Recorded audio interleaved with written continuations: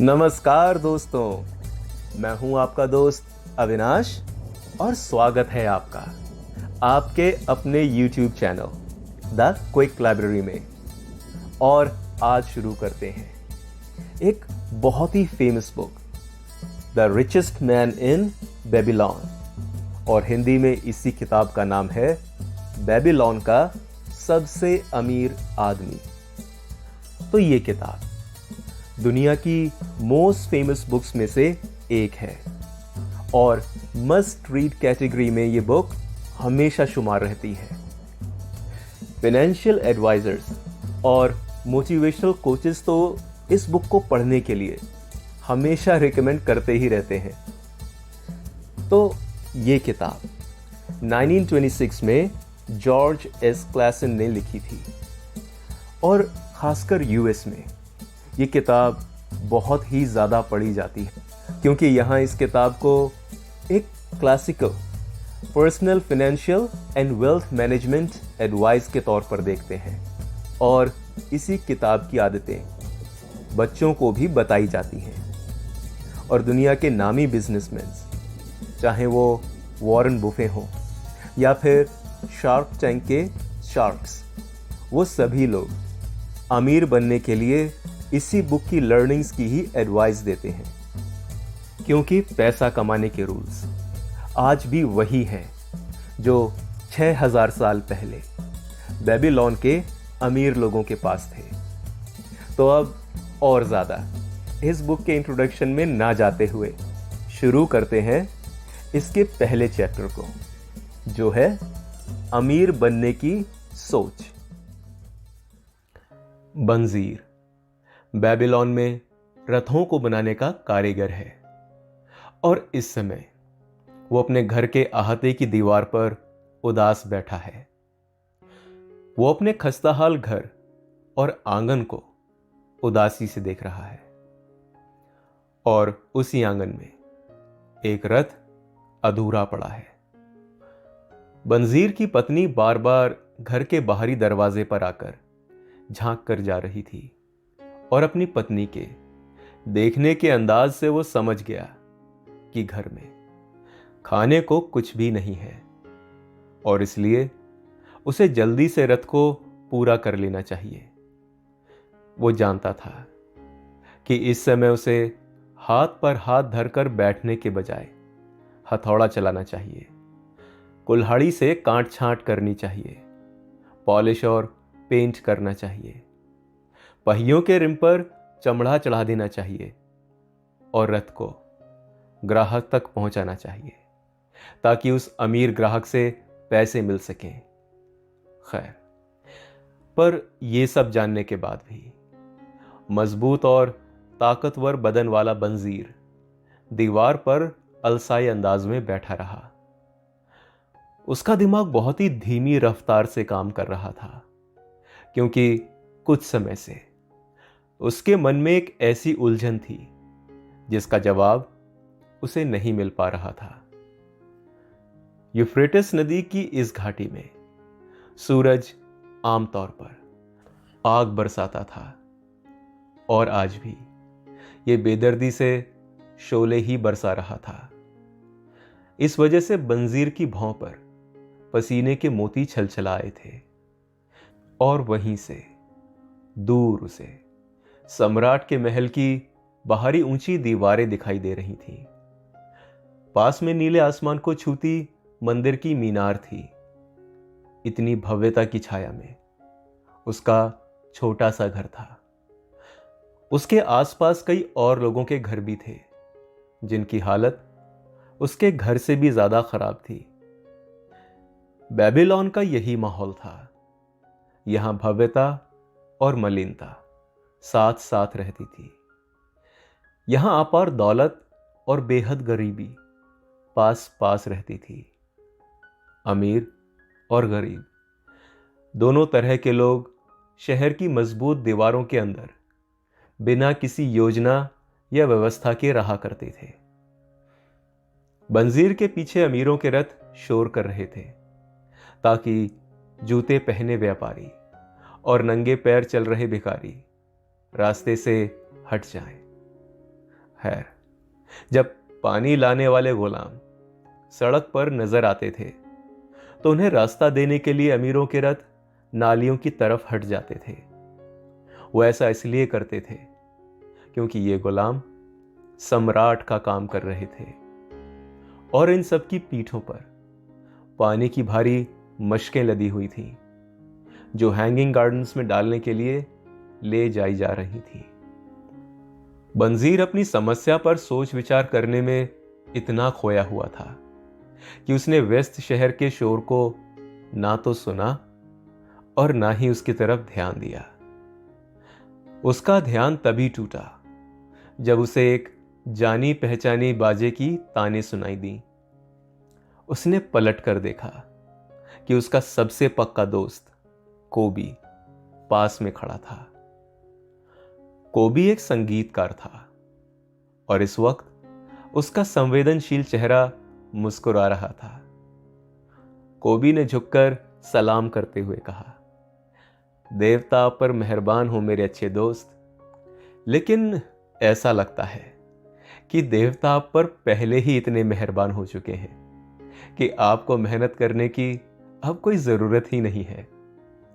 आपकी खुशकिस्मती देखकर मुझे भी बहुत खुशी हो रही है। इतना ही नहीं, मैं तो ये भी चाहता हूं कि आपकी खुशकिस्मती से मेरी भी किस्मत बदल जाए। आपका पर्स जरूर भारी होगा, क्योंकि अगर ये सिक्कों की वजह से भारी नहीं होता तो आप रथ बनाने का काम कर रहे होते। तो मेहरबानी करके आप अपने पर्स में से 2 सिक्के निकालकर मुझे उधार दे दें। मैं आज रात को सामंत की दावत के बाद आपका उधार चुका दूंगा। आपको पता भी नहीं चलेगा और इससे पहले ही आपका उधार आपके पास वापस लौट आएगा। बंजीर ने उदासी से जवाब दिया, अगर मेरे पास 2 सिक्के होते तो भी मैं उन्हें किसी को उधार नहीं देता, तुम्हें भी नहीं। इसकी वजह यह है कि वो 2 सिक्के मेरी जिंदगी भर की दौलत होते, मेरी पूरी दौलत। कोई भी अपनी पूरी दौलत किसी को उधार नहीं देता, अब भले ही वो चाहे उसका सबसे पक्का दोस्त ही क्यों ना हो। क्या? कोबी ने हैरान होकर कहा, तुम्हारे पर्स में एक भी सिक्का नहीं है और इसके बावजूद तुम दीवार पर बुद्ध बने बैठे हो। तुम उस रथ को पूरा क्यों नहीं करते? तुम्हारी तेज भूख को शांत करने के लिए भोजन कहां से आएगा? तुम ऐसे तो नहीं थे, तुम तो दिन रात मेहनत करते थे। क्या कोई चीज तुम्हें दुखी कर रही है? क्या देवताओं ने तुम पर कोई मुसीबत लाद दी है? यह मुसीबत जरूर देवताओं ने ही लादी होगी, बंजीर ने हामी भरते हुए कहा। सारा झमेला एक सपने से शुरू हुआ था। यह एक बेसिर पैर का सपना था। इसमें मैंने देखा कि मैं अमीर बन गया था।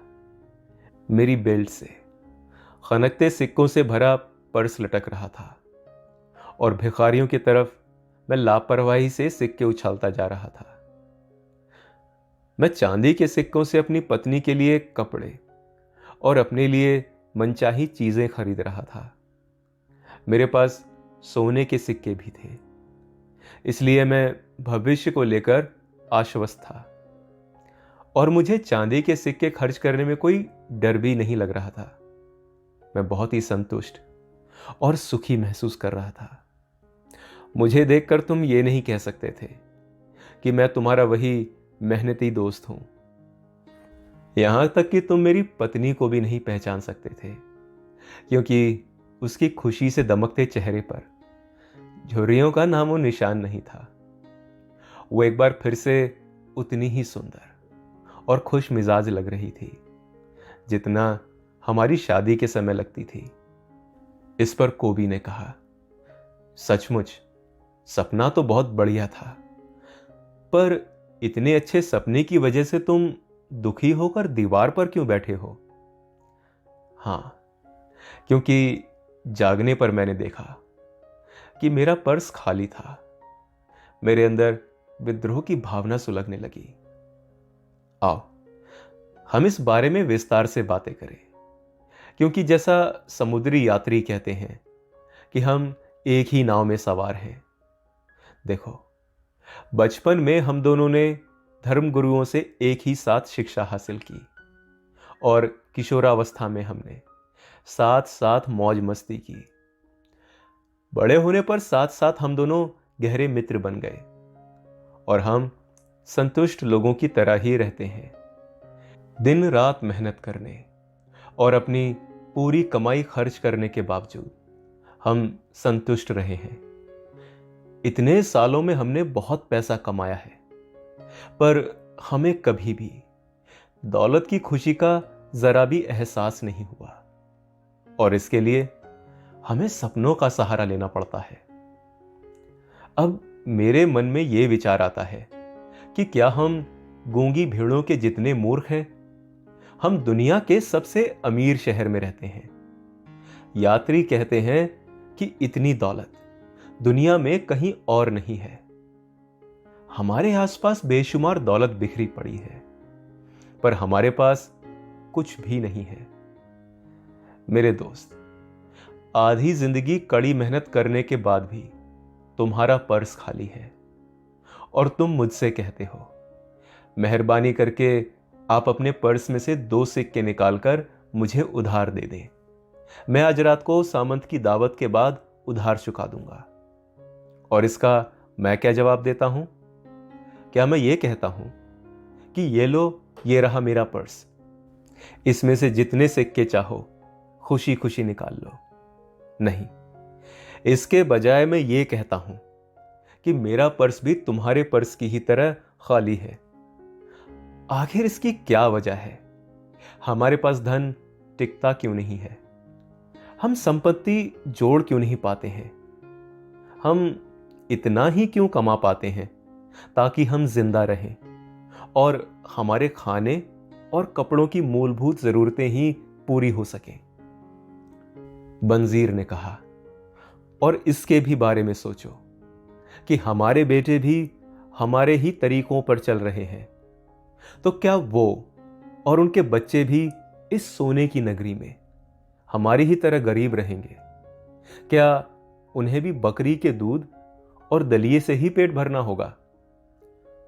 कोबी ने हैरान होकर कहा, बंजीर, हमारी दोस्ती को इतने साल हो चुके हैं, पर तुमने पहले कभी ऐसी बातें नहीं की। हां कोबी, क्योंकि अब तक मैंने इस तरह सोचा ही नहीं था।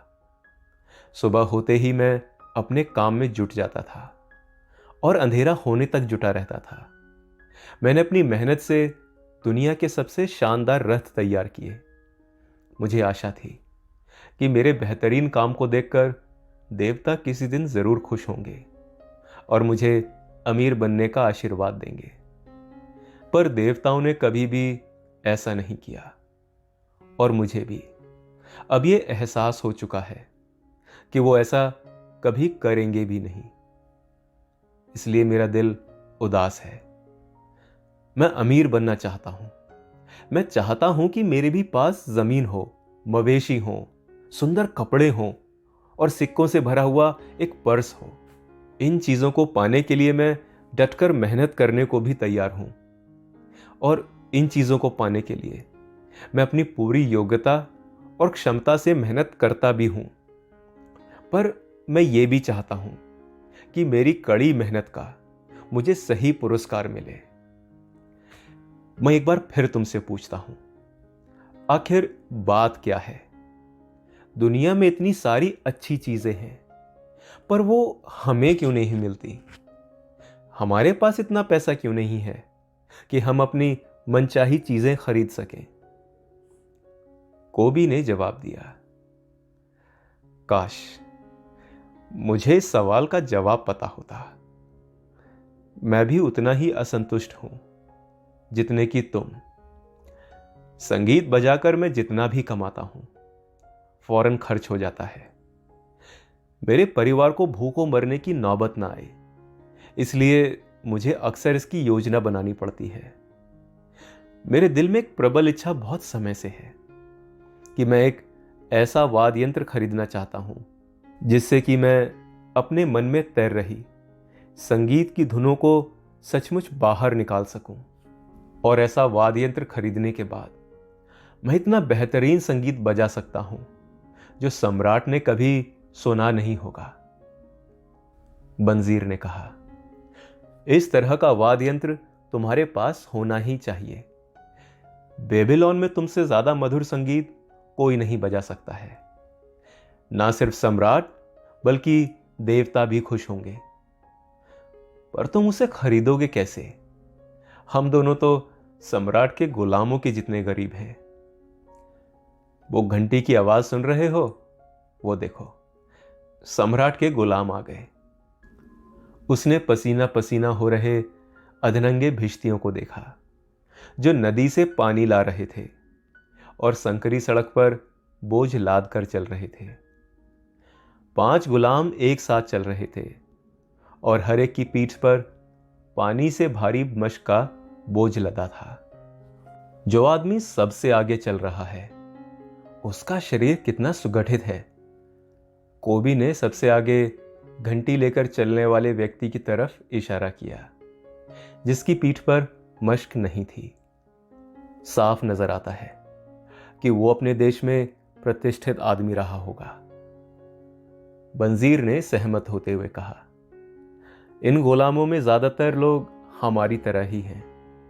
लंबे और गोरे गुलाम उत्तरी देशों के हैं, हंसमुख और अश्वेत दक्षिण के हैं और नाटे भूरे गुलाम आसपास के ही देशों के हैं। सभी गुलाम एक साथ नदी से बागीचे तक और बागीचे से नदी तक आते जाते हैं।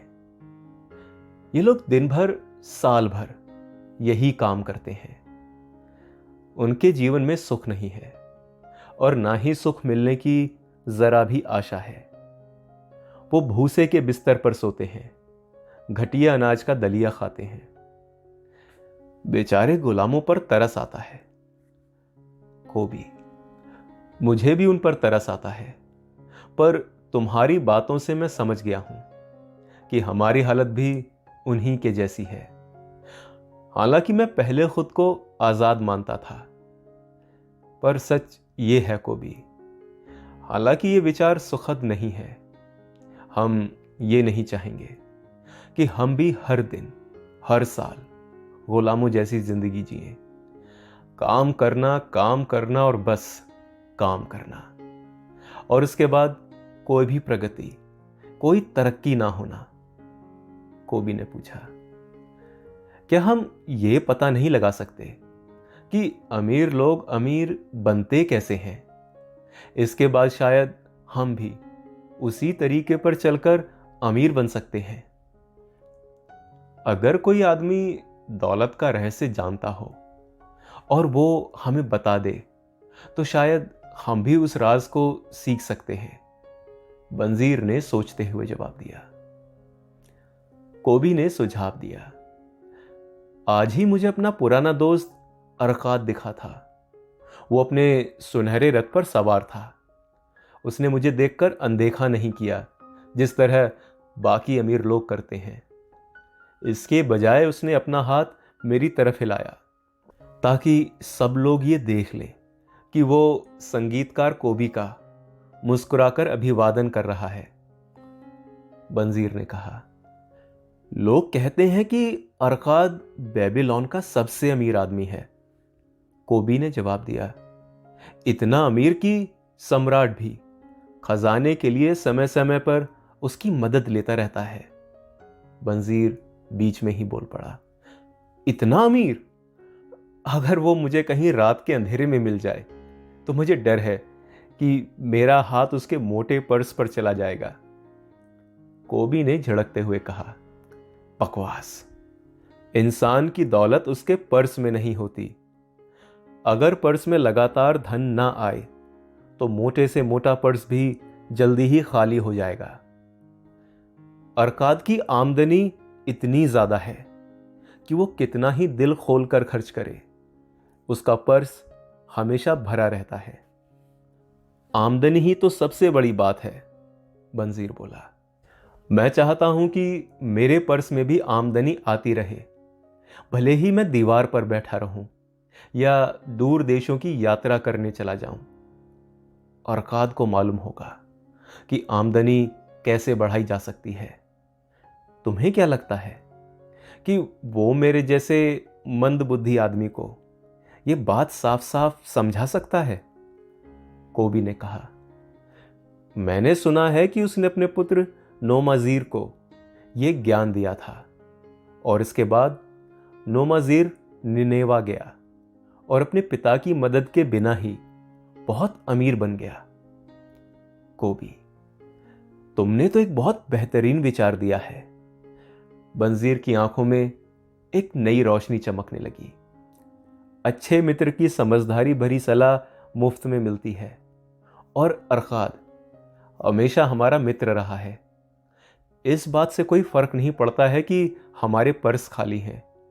हमारी गरीबी अब हमें नहीं रोक सकती है। हम सोने की नगरी में गरीबों की तरह रहते रहते तंग आ चुके हैं। हम अमीर बनना चाहते हैं।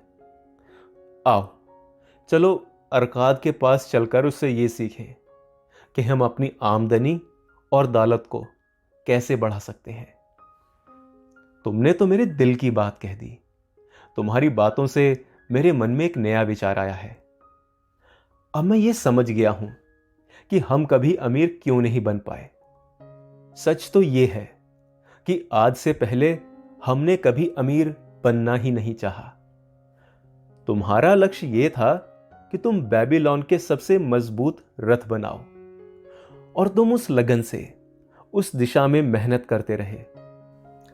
तुमने अपने सर्वश्रेष्ठ प्रयास उस लक्ष्य को समर्पित कर दिए, इसलिए तुम उस काम में सफल हुए। मेरा लक्ष्य बेहतरीन संगीतकार बनना था और मैंने उस दिशा में मेहनत की और मैं अपने लक्ष्य तक पहुंचने में सफल भी हुआ। तो जिन लक्ष्यों की दिशा में हमने मेहनत की उन तक पहुंचने में हमें सफलता मिली। खैर, अब हमें उगते सूरज की किरण दिख गई है। यह हमें आमंत्रित कर रही है कि हम अमीर बनने का तरीका सीखें। अगर हम अमीर बनने का तरीका सीख लेंगे तो हमारी सारी इच्छाएं चुटकी बजाते ही पूरी हो जाएंगी। बंजीर ने आग्रह किया, तो हम आज ही अरकाद के पास चलते हैं। इसके अलावा हम अपने बचपन के उन दोस्तों को भी ले चलेंगे जिनका हाल भी हमारी ही तरह है। मैं चाहता हूं कि वो भी अरकाद के इस ज्ञान का फायदा उठाएं। कोबी ने कहा, बंजीर, तुम हमेशा अपने दोस्तों का बहुत ख्याल रखते हो, इसलिए तुम्हारे इतने सारे दोस्त हैं। तुम जैसा कहते हो हम वैसा ही करेंगे।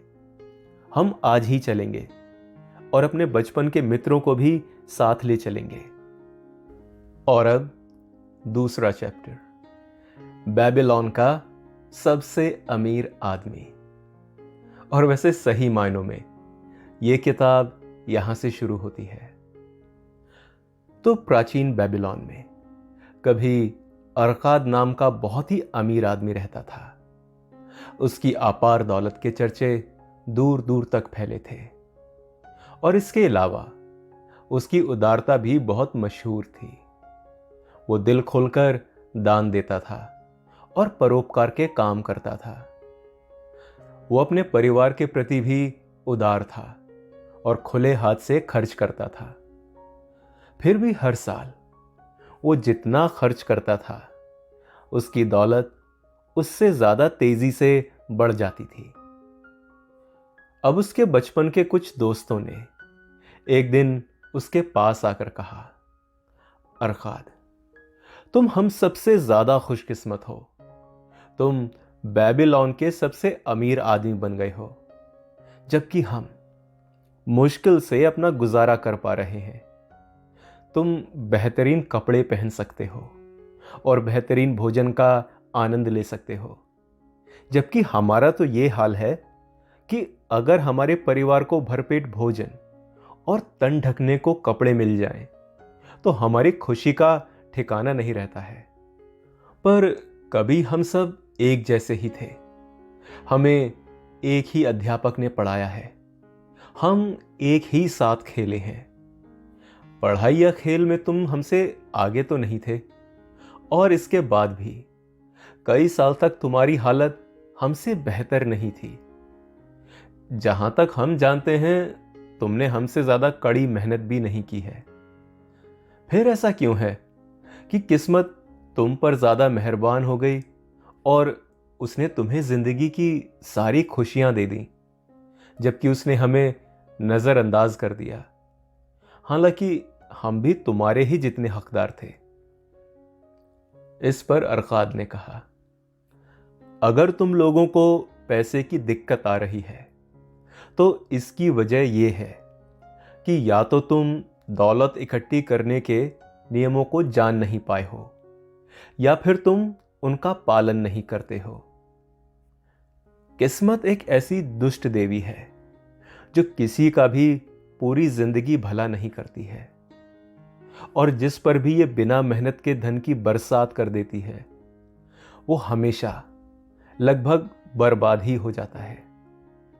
उसकी मेहरबानी के बाद इंसान बेहताशा खर्च करने लगता है और कुछ ही समय में अपनी सारी दौलत गंवा बैठता है। दौलत तो चली जाती है, पर उसके अंदर बहुत सारी इच्छाओं की भूख बाकी रह जाती है। अब जिन्हें संतुष्ट करने का उसके पास कोई साधन नहीं होता है। जिन लोगों के ऊपर किस्मत मेहरबान होती है, उनमें से कई तो कंजूस बन जाते हैं और अपनी दौलत दबा कर रखते हैं। वो खर्च करने से डरते हैं, क्योंकि वो जानते हैं अगर उनकी दौलत चली गई तो इसके बाद उनमें दौलत कमाने की योग्यता नहीं है। इसके अलावा उन्हें चोर और डाकुओं का भी डर सताता है। इस तरह उनकी जिंदगी खोखली और दुख भरी हो जाती है। शायद ऐसे कुछ लोग भी होंगे जो मेहनत के बिना कमाई दौलत को लेकर उसे बढ़ा लें और सुखी नागरिक के रूप में जीवन जिएं, पर ऐसे बहुत ही कम लोग होंगे। खैर, मैंने तो आज तक ऐसे किसी आदमी को नहीं देखा है। हालांकि मैंने इसके बारे में कई अफवाहें जरूर सुनी हैं। अगर तुम लोगों को यकीन नहीं हो रहा हो तो अपनी जान पहचान के उन लोगों के बारे में सोचो जिन्हें विरासत में अचानक दौलत मिल गई थी। तो क्या ऐसा नहीं होता है जैसा अभी मैंने तुमको बताया? अरकाद के मित्रों ने यह स्वीकार किया कि जिन लोगों को विरासत में दौलत मिली थी उनके बारे में यह सच था, पर मित्रों ने अरकाद से कहा कि वो अपनी दौलतमंद बनने की कहानी को विस्तार से बताए। इसके जवाब में अरकाद बोला, अपनी जवानी में मैंने अपने चारों तरफ सुख और संतुष्टि देने वाली बहुत सी चीजें देखी। इसके बाद मैंने यह भी देखा कि दौलत इन सब की शक्ति को बढ़ा देती है। दौलत में शक्ति होती है। दौलत हो तो बहुत सी चीजें संभव हैं। आप घर को महंगे से महंगे सामान से सजा सकते हो। आप दूर देशों की यात्रा कर सकते हो। आप दूर देशों के जायकेदार व्यंजनों का स्वाद चख सकते हो। आप सुनार से आभूषण खरीद सकते हो। आप ईश्वर के भव्य मंदिर भी बनवा सकते हो। आप ये सारे काम कर सकते हो, और इसके अलावा अनेक ऐसे काम कर सकते हो जिनसे इंद्रियों को आनंद और आत्मा को सुख मिले। और जब मुझे इन सब बातों का एहसास हुआ तो मैंने ये संकल्प लिया कि मैं जिंदगी की तमाम अच्छी चीजें हासिल करके रहूंगा।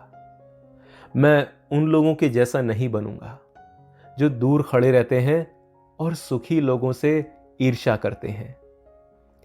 मैं सस्ते कपड़ों में संतुष्ट नहीं रहूंगा जिनमें लोग सम्मानजनक दिखने की कोशिश करते हैं। मैं गरीब आदमी की जिंदगी से संतुष्ट नहीं रहूंगा, और इसके विपरीत मैं बेहतरीन चीजों के इस जश्न में मैं खुद को एक सम्मानित मेहमान बनाऊंगा। खैर, अब जैसा कि तुम लोग जानते ही हो कि मेरे पिता एक छोटे व्यापारी थे और हमारा परिवार बहुत ही बड़ा। इसलिए मुझे विरासत में कुछ भी मिलने की जरा भी उम्मीद नहीं थी। और जैसा तुम लोगों ने कहा है, मुझ में तीव्र बुद्धि या विशेष योग्यता भी नहीं थी। इसलिए मैंने फैसला किया कि अगर मैं अपनी इच्छा को पूरी करना चाहता हूं तो इसके लिए मुझे समय और ज्ञान की जरूरत है। जहां तक समय का सवाल है, ये सबके पास काफी होता है। तुम सबके पास भी दौलतमंद बनने के लिए काफी समय था, जिसे तुमने बर्बाद कर दिया है। तुम लोगों के हिसाब से तुम्हारे पास संपत्ति के नाम पर सिर्फ तुम्हारे परिवार हैं, जो सचमुच गर्व करने लायक हैं। और जहां तक ज्ञान का सवाल है, तुम्हें याद होगा हमारे अध्यापकों ने हम सबको यह सिखाया था कि ज्ञान दो तरह का होता है। एक तरह का ज्ञान वो होता है जो हम सीखते और जानते हैं, और दूसरी तरह का ज्ञान ये प्रशिक्षण है कि हम उस चीज का पता कैसे लगाएं जिसे हम नहीं जानते हैं। इसलिए मैंने ये पता लगाने का फैसला किया कि दौलत को इकट्ठा कैसे किया जा सकता है। मैंने ये तय किया कि इसका तरीका मालूम होते ही दौलत को इकट्ठा करने में जुट जाऊंगा और इस काम को अच्छी तरह से करूंगा। समझदारी इसी में है कि जब तक हम दुनिया में हैं तब तक जिंदगी का आनंद लें, क्योंकि इस दुनिया से जाने के बाद हमें पर्याप्त दुख मिलेंगे। मुझे रिकॉर्ड रूम में नकलवीज का काम मिल गया था। मैं हर दिन कई घंटों तक मिट्टी की टैबलेट्स पर, मतलब मृदा पत्रों पर मेहनत से लिखता रहता था। महीनों मेहनत करने के बावजूद भी मैं दौलत के नाम पर कुछ इकट्ठा नहीं कर पाया। भोजन, कपड़े, देवताओं के प्रायश्चित और न जाने कितनी चीजों पर ही मेरी सारी कमाई खर्च हो जाती थी। लेकिन इसके बावजूद मेरा संकल्प कम नहीं हुआ। फिर एक दिन साहूकार अल्गेमिश शहर के मास्टर के घर आए। उन्होंने नवे नियम की नकल मांगी और मुझसे कहा, मुझे ये काम 2 दिन में चाहिए, और अगर ये काम उस समय तक पूरा हो गया तो मैं तुम्हें तांबे के 2 सिक्के दूंगा। मैंने कड़ी मेहनत की, पर वो नियम लंबा था और जब अल्गेमिश आए तो काम अधूरा पड़ा था। वो नाराज होकर बोले कि अगर मैं उनका गुलाम होता तो वो मेरी खाल उधेड़ लेते। खैर, मैं जानता था कि सिटी मास्टर उन्हें मुझ पर हाथ नहीं उठाने देंगे, इसलिए मुझे इस बात का डर नहीं था। मैंने उनसे कहा, अल्गेमिश, आप बहुत अमीर हैं, मुझे भी बताएं कि मैं भी अमीर कैसे बन सकता हूं। अगर आप ऐसा करने का वादा करेंगे तो मैं सारी रात मृदा पत्र पर लिखूंगा और सूरज उगने तक आपका काम पूरा हो जाएगा। वो मेरी तरफ देखकर मुस्कुराए और बोले, तुम बहुत ही दुस्साहसी हो, पर मुझे यह सौदा मंजूर है। मैं पूरी रात लिखता रहा, हालांकि मेरी कमर में दर्द हो रहा था। तेल की बदबू से मेरा सर घूम रहा था और मेरी आंखों के सामने अंधेरा छा रहा था। लेकिन जब वो सुबह आए तो नियम की पूरी नकल तैयार हो चुकी थी। फिर मैंने उनसे कहा कि अब आप अपना वादा पूरा करें। वो दयालुता से बोले, तुमने अपने सौदे का अपनी तरफ वाला हिस्सा पूरा कर लिया है बेटे, और मैं अपना हिस्सा पूरा करने के लिए तैयार हूं। मैं तुम्हें वो सब बातें बताऊंगा जो तुम जानना चाहते हो, क्योंकि मैं बूढ़ा हो रहा हूं और बूढ़े लोगों को मुंह चलाना बहुत अच्छा लगता है। देखो, जब युवक बूढ़े लोगों के पास सलाह लेने आते हैं तो उन्हें अनुभव से हासिल ज्ञान मिलता है, पर अक्सर युवक ये मान लेते हैं कि बूढ़े लोगों के पास जो ज्ञान है वो गुजरे जमाने का ज्ञान है, और आज के समय में उससे कोई फायदा नहीं होगा। और यही वजह है कि वो उस ज्ञान का लाभ नहीं उठाते हैं। मगर एक बात हमेशा याद रखना कि आज जो सूरज चमक रहा है, ये वही सूरज है जो तुम्हारे पिता के जमाने में चमकता था। और ये सूरज तब भी चमक रहा होगा जब तुम्हारे नाती पोते भी इस दुनिया से चले जाएंगे।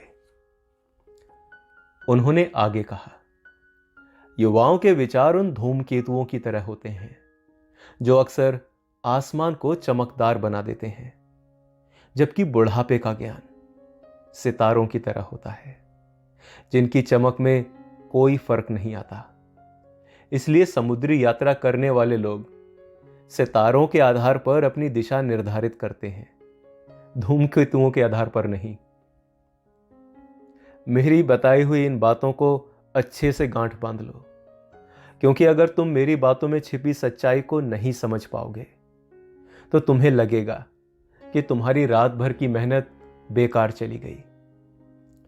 फिर उन्होंने अपनी मोटी भौं के नीचे से मुझ पर तीखी निगाह डाली और इसके बाद वो धीमे पर सशक्त लहजे में बोले, मैं दौलत की राह पर तब पहुंचा जब मैंने ये फैसला किया कि मैं अपनी कमाई का एक हिस्सा खुद रखूंगा। और अगर तुम भी ऐसा ही करते हो तो तुम भी दौलत की राह पर पहुंच जाओगे। फिर वो मेरी तरफ पहली निगाह से देखते रहे पर कुछ बोले नहीं। मैंने पूछा, बस इतना ही? उन्होंने जवाब दिया, भेड़ चराने वाले किशोर को साहूकार में बदलने के लिए बस इतना ही काफी था।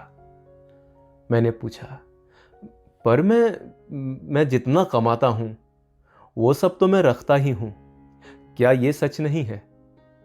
उन्होंने कहा, बिल्कुल नहीं। क्या तुम दर्जी को पैसे नहीं देते? क्या तुम मोची को पैसे नहीं देते हो? और क्या तुम भोजन पर खर्च नहीं करते हो? क्या तुम बेबीलोन में बिना खर्च किए जिंदा रह सकते हो? बताओ मुझे, तुम्हारी पिछले महीने की कमाई कहां है? अच्छा, पिछले साल की कमाई। मूर्ख, तुम बाकी सबको पैसे देते हो पर खुद को नहीं देते हो। बेवकूफ, तुम अपने लिए नहीं दूसरों के लिए मेहनत करते हो। इससे अच्छा तो यह है कि तुम गुलाम बन जाओ और मालिक तुम्हारी मेहनत के बदले में तुम्हें खाने और पहनने को दे दे। अगर तुम अपनी कमाई का 10वां हिस्सा अपने पास रखोगे तो तुम्हारे पास 10 साल में कितनी दौलत जमा हो जाएगी? मेरा गणित ठीक ठाक था, इसलिए मैंने तत्काल जवाब दिया, मेरी 1 साल की आमदनी के बराबर। वो बोले, तुम्हारी बात आधी सच है। देखो, तुम जो भी स्वर्ण मुद्रा बचाते हो वो तुम्हारी गुलाम बनकर तुम्हारे लिए काम करती है। ये स्वर्ण मुद्रा जितने भी तांबे के सिक्के कमाती है वो सब इसकी संतानें हैं, और वो भी तुम्हारे लिए धन कमा सकते हैं अगर तुम दौलतमंद बनना चाहते हो तो तुम्हें अपनी बचत का निवेश करना चाहिए ताकि तुम्हारी बचत और इसकी संतानें धन कमाएं और तुम्हारी मनचाही दौलत प्रदान करें। उन्होंने आगे कहा, तुम्हें शायद लग रहा होगा कि मैं तुम्हारी रात भर की मेहनत के बदले तुम्हें गलत सलाह दे रहा हूं, पर यकीन करो, मैं तुम्हें 1000 गुना ज्यादा भुगतान कर रहा हूं, बशर्ते तुम में मेरी बातों के पीछे छिपी सच्चाई को समझने की बुद्धि हो। अपनी कमाई का एक हिस्सा खुद रखो, चाहे तुम्हारी कमाई कितनी ही कम क्यों ना हो। तुम्हें इसके 10वें हिस्से यानी 10% से कम नहीं बचाना चाहिए। तुम इससे जितना ज्यादा बचा सकते हो बचा लो, पर सबसे पहले खुद को भुगतान करो। बची हुई कमाई में अपना खर्चा चलाओ। दर्जी और मोची से इतना सामान मत खरीदो कि तुम अपनी बची हुई आमदनी में से उसका भुगतान ना कर पाओ। इसके अलावा तुम्हें बची हुई कमाई में से ही भोजन, परोपकार और ईश्वर के प्रायश्चित के लिए भी खर्च करना पड़ेगा। पेड़ की ही तरह दौलत भी एक छोटे से बीज से ही उगती है। तुम्हारे जरिए बचाया गया तांबे का पहला सिक्का वो बीज है जिससे तुम्हारी दौलत का पेड़ उगेगा। और जितनी जल्दी तुम ये बीज बो दोगे, पेड़ उतनी ही जल्दी उगेगा। तुम जितनी निष्ठा और निरंतरता से उस पेड़ में अपनी बचत का पानी सींचोगे, उतनी ही जल्दी तुम उसकी छाया के नीचे आराम कर सकते हो। और ये कहकर उन्होंने अपने मृदा पत्र उठाए और चले गए। मैंने उनकी सलाह पर काफी समय तक विचार किया और वो मुझे तर्कपूर्ण लगी, इसलिए मैंने उस पर अमल करने का फैसला किया। तो अब जब भी मैं कुछ कमाता था तो तांबे के 10 सिक्कों में से एक निकालकर अलग रख देता था। और अजीब बात यह थी कि मुझे खर्च चलाने में पहले से ज्यादा दिक्कत नहीं हुई। मुझे कोई फर्क महसूस नहीं हुआ और मैं अपनी आमदनी के 10वें हिस्से के बिना ही गुजारा करने लगा। धीरे धीरे मेरी बचत का आकार बढ़ने लगा। अपनी बढ़ती बचत को देखकर मेरा मन ललचाता था कि मैं इसे खर्च करके व्यापारियों से वो अच्छी अच्छी चीजें खरीद लूं जो ऊंटों और जहाजों से फिनिशियंस के देशों से आती हैं। पर मैंने समझदारी से काम लिया और ऐसा नहीं किया। 1 साल के बाद अल्गेमिश दोबारा आए और उन्होंने मुझसे पूछा, बेटे, तुमने पिछले साल जितना कमाया है, क्या तुमने उसका कम से कम 10वां हिस्सा अपने लिए बचाया? मैंने गर्व से जवाब दिया, हाँ, मैंने ऐसा किया है। उन्होंने मुस्कुरा कर कहा, यह तो बहुत अच्छी बात है, और तुमने उस पैसे का क्या किया? मैंने बताया, मैंने इसे ईंट बनाने वाले अजमर को दे दिया, जिसने मुझसे कहा था कि वो दूर देशों की यात्रा करने जा रहा है और वो टायर से मेरे लिए फिनिशियंस के दुर्लभ रत्न खरीद लाएगा। उसके लौटने के बाद हम उन रत्नों को ज्यादा कीमत पर बेचकर मुनाफा कमाएंगे और मुनाफे को आपस में बांट लेंगे। वो नाराज होकर बोले, हर मूर्ख अपनी ही गलती से सीखता है। पर तुमने रत्नों के बारे में ईंट बनाने वाले पर भरोसा क्यों किया? क्या तुम ब्रेड बनाने वाले से ज्योतिष की भविष्यवाणी पूछते हो? नहीं, अगर तुम्हें जरा भी बुद्धि है तो तुम इसके लिए ज्योतिषी के पास जाते हो। तुम्हारी पूरी बचत अब चली गई है बेटे। तुमने अपनी दौलत के पेड़ को जड़ से उखाड़ दिया है, पर तुम इसे दोबारा से बो सकते हो। दोबारा कोशिश करो, और अगली बार तुम्हें रत्नों के बारे में सलाह की जरूरत हो तो जौहरी के पास जाना। अगर तुम्हें भेड़ों के बारे में सच्चाई जानना हो तो गडरिये के पास जाना। देखो, सलाह एक ऐसी चीज है जिसे लोग मुफ्त में बांटते हैं, पर इसके बारे में सतर्क रहने की जरूरत होती है। वही सलाह मानो जो मानने के योग्य हो। जो व्यक्ति अपनी बचत के बारे में अनुभवहीन व्यक्तियों से सलाह लेता है, वो गलत सलाह के कारण अपनी बचत को गंवा देता है। और इतना कहकर वो चले गए। और जैसा उन्होंने कहा था, ठीक वैसा ही हुआ, क्योंकि बदमाश फिनिशियंस ने अजमर को रत्नों की तरह दिखने वाले कांच के सस्ते टुकड़े पकड़ा दिए। पर जैसा अल्गेमिश ने मुझसे कहा था, मैंने दोबारा अपनी कमाई का 10वां हिस्सा बचाया। अब मेरी बचत करने की आदत पड़ चुकी थी, इसलिए यह काम मुश्किल नहीं था। 1 साल के बाद अल्गेमिश फिर से नकलवीसों के कमरे में आए और मुझसे पूछने लगे, हमारी पिछली मुलाकात के बाद तुमने कितनी तरक्की कर ली है? मैंने जवाब दिया, मैंने खुद को भुगतान किया है और अपनी आमदनी का 10वां हिस्सा बचाया है। मैंने अपनी बचत ढाल बनाने वाले अकबर को कांसा खरीदने के लिए दे दी है। वो मुझे हर चौथे महीने ब्याज भी देता है। ये काम तुमने अच्छा किया, पर यह बताओ कि अब तुम उस ब्याज का क्या करते हो? मैंने कहा। मैं उससे बेहतरीन जश्न मनाता हूं। मैं शहद, बेहतरीन शराब और केक का लुत्फ उठाता हूं। मैंने एक लाल जैकेट भी खरीद ली है और जल्दी ही मैं सवारी करने के लिए एक खच्चर भी खरीदने वाला हूं। इस पर अल्गेमिश हंसे। तुम अपनी बचत की संतानों को खा रहे हो, फिर तुम ये कैसे उम्मीद कर सकते हो कि वो तुम्हारे लिए काम करेंगी? और फिर उनकी संतानें कैसे होंगी जो तुम्हारे लिए काम कर सकें? सबसे पहले सिक्कों के गुलामों की सेना बनाओ। इसके बाद तुम बिना पछताए बेहतरीन जश्न मना सकते हो। और इतना कहकर वो चले गए। इसके बाद मैंने उन्हें 2 सालों के बाद देखा। बुढ़ापे के कारण उनके चेहरे पर झुर्रियां पड़ चुकी थीं और उनके कंधे झुक गए थे। उन्होंने मुझसे पूछा, अरकाद, क्या तुम्हें वो दौलत मिल चुकी है जिसका तुमने सपना देखा था? मैंने जवाब दिया, उतनी तो नहीं मिली जितनी कि मैं चाहता था, पर हां, मेरे पास कुछ संपत्ति जमा हो गई है और ये संपत्ति ब्याज कमाती है और इसका ब्याज और ब्याज कमाता है।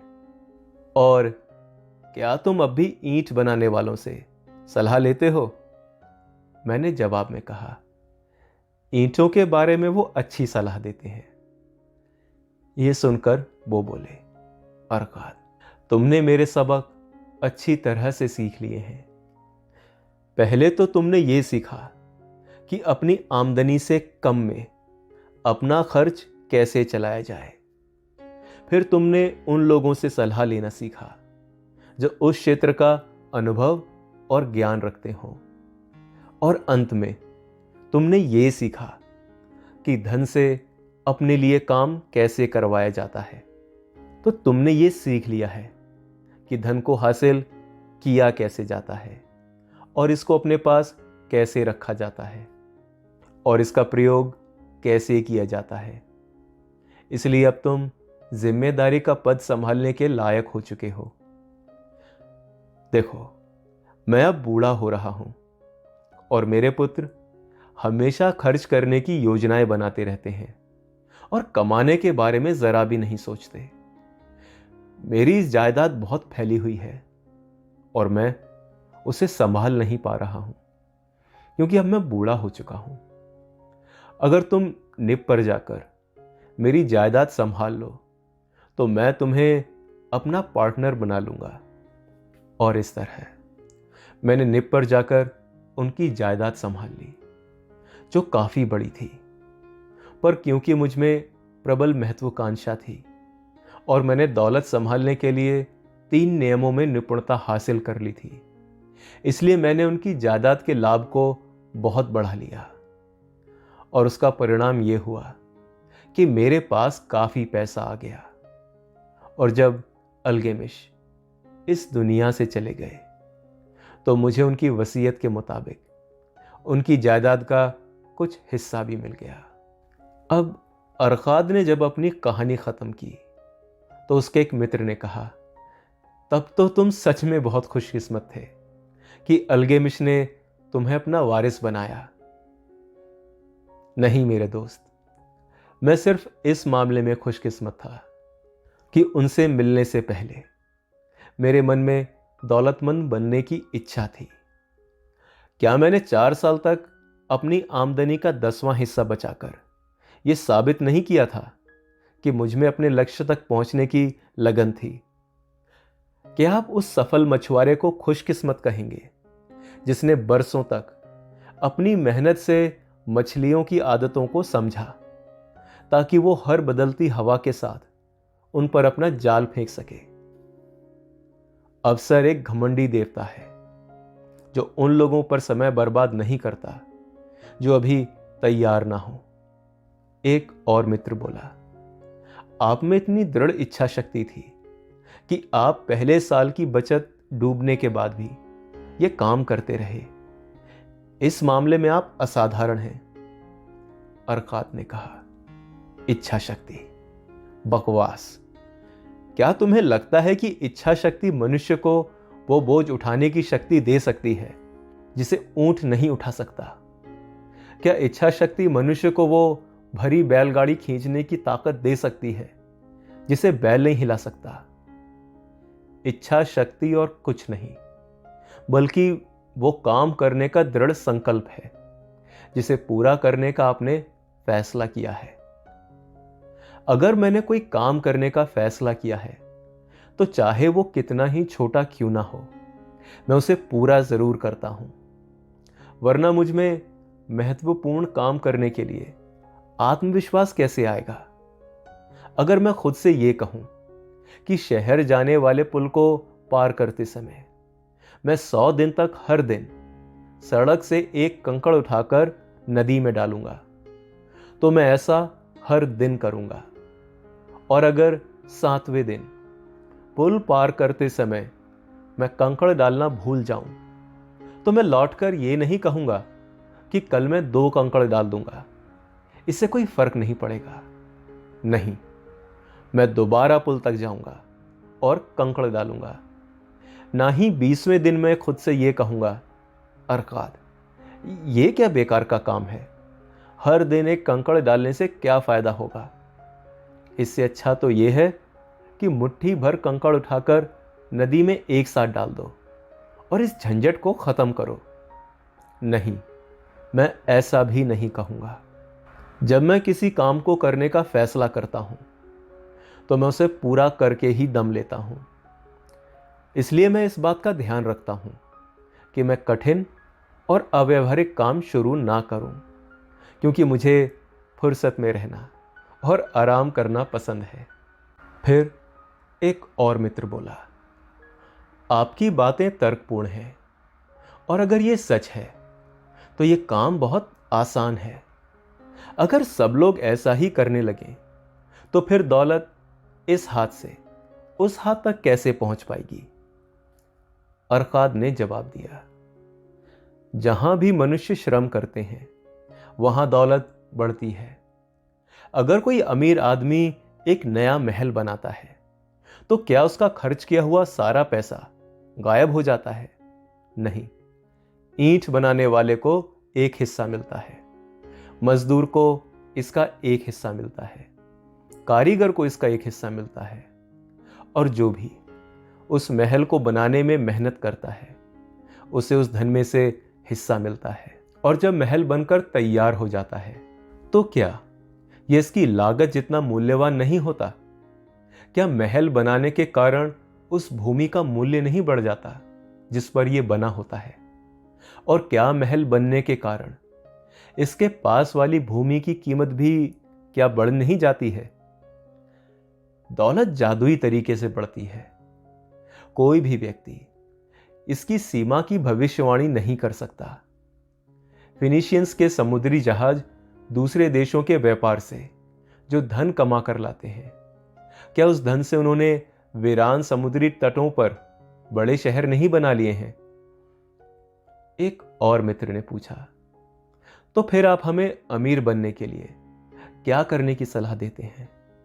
हमारे तो बहुत साल बर्बाद हो चुके हैं, हमारी जवानी चली गई है और हमारे पास तो बचत के नाम पर भी कुछ नहीं है।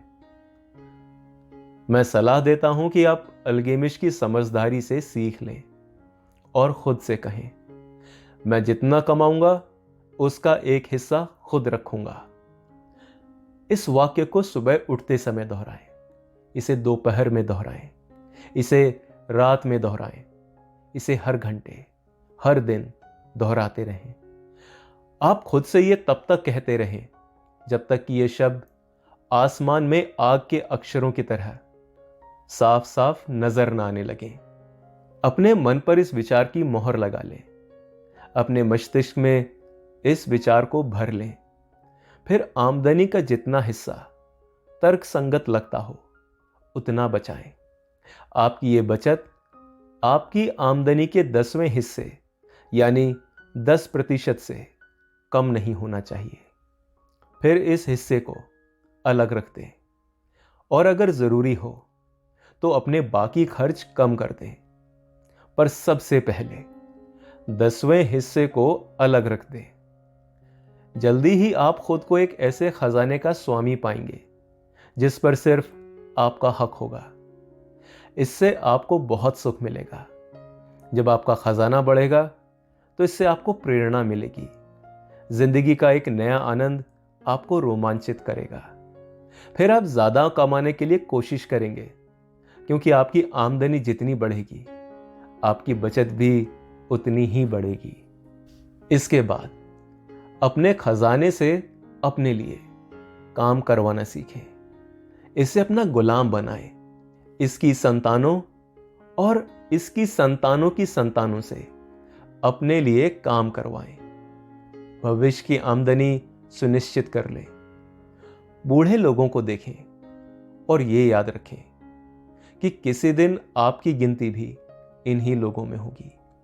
इसलिए अपने खजाने का निवेश बहुत सावधानी से करें ताकि आप इसे गंवा ना दें। बदले में बहुत ज्यादा मुनाफा वो धोखेबाज जलपरी है जो अपने मीठे गीत से असावधान आदमी को मोहित करके चट्टानों की ओर खींचती है, जहां वो नुकसान और पश्चाताप की चट्टानों से टकराकर टूट जाता है। और साथ ही साथ इस बात की भी व्यवस्था कर लें कि अगर देवता आपको अपने पास बुला लें तो आपके परिवार पर आर्थिक संकट ना आए।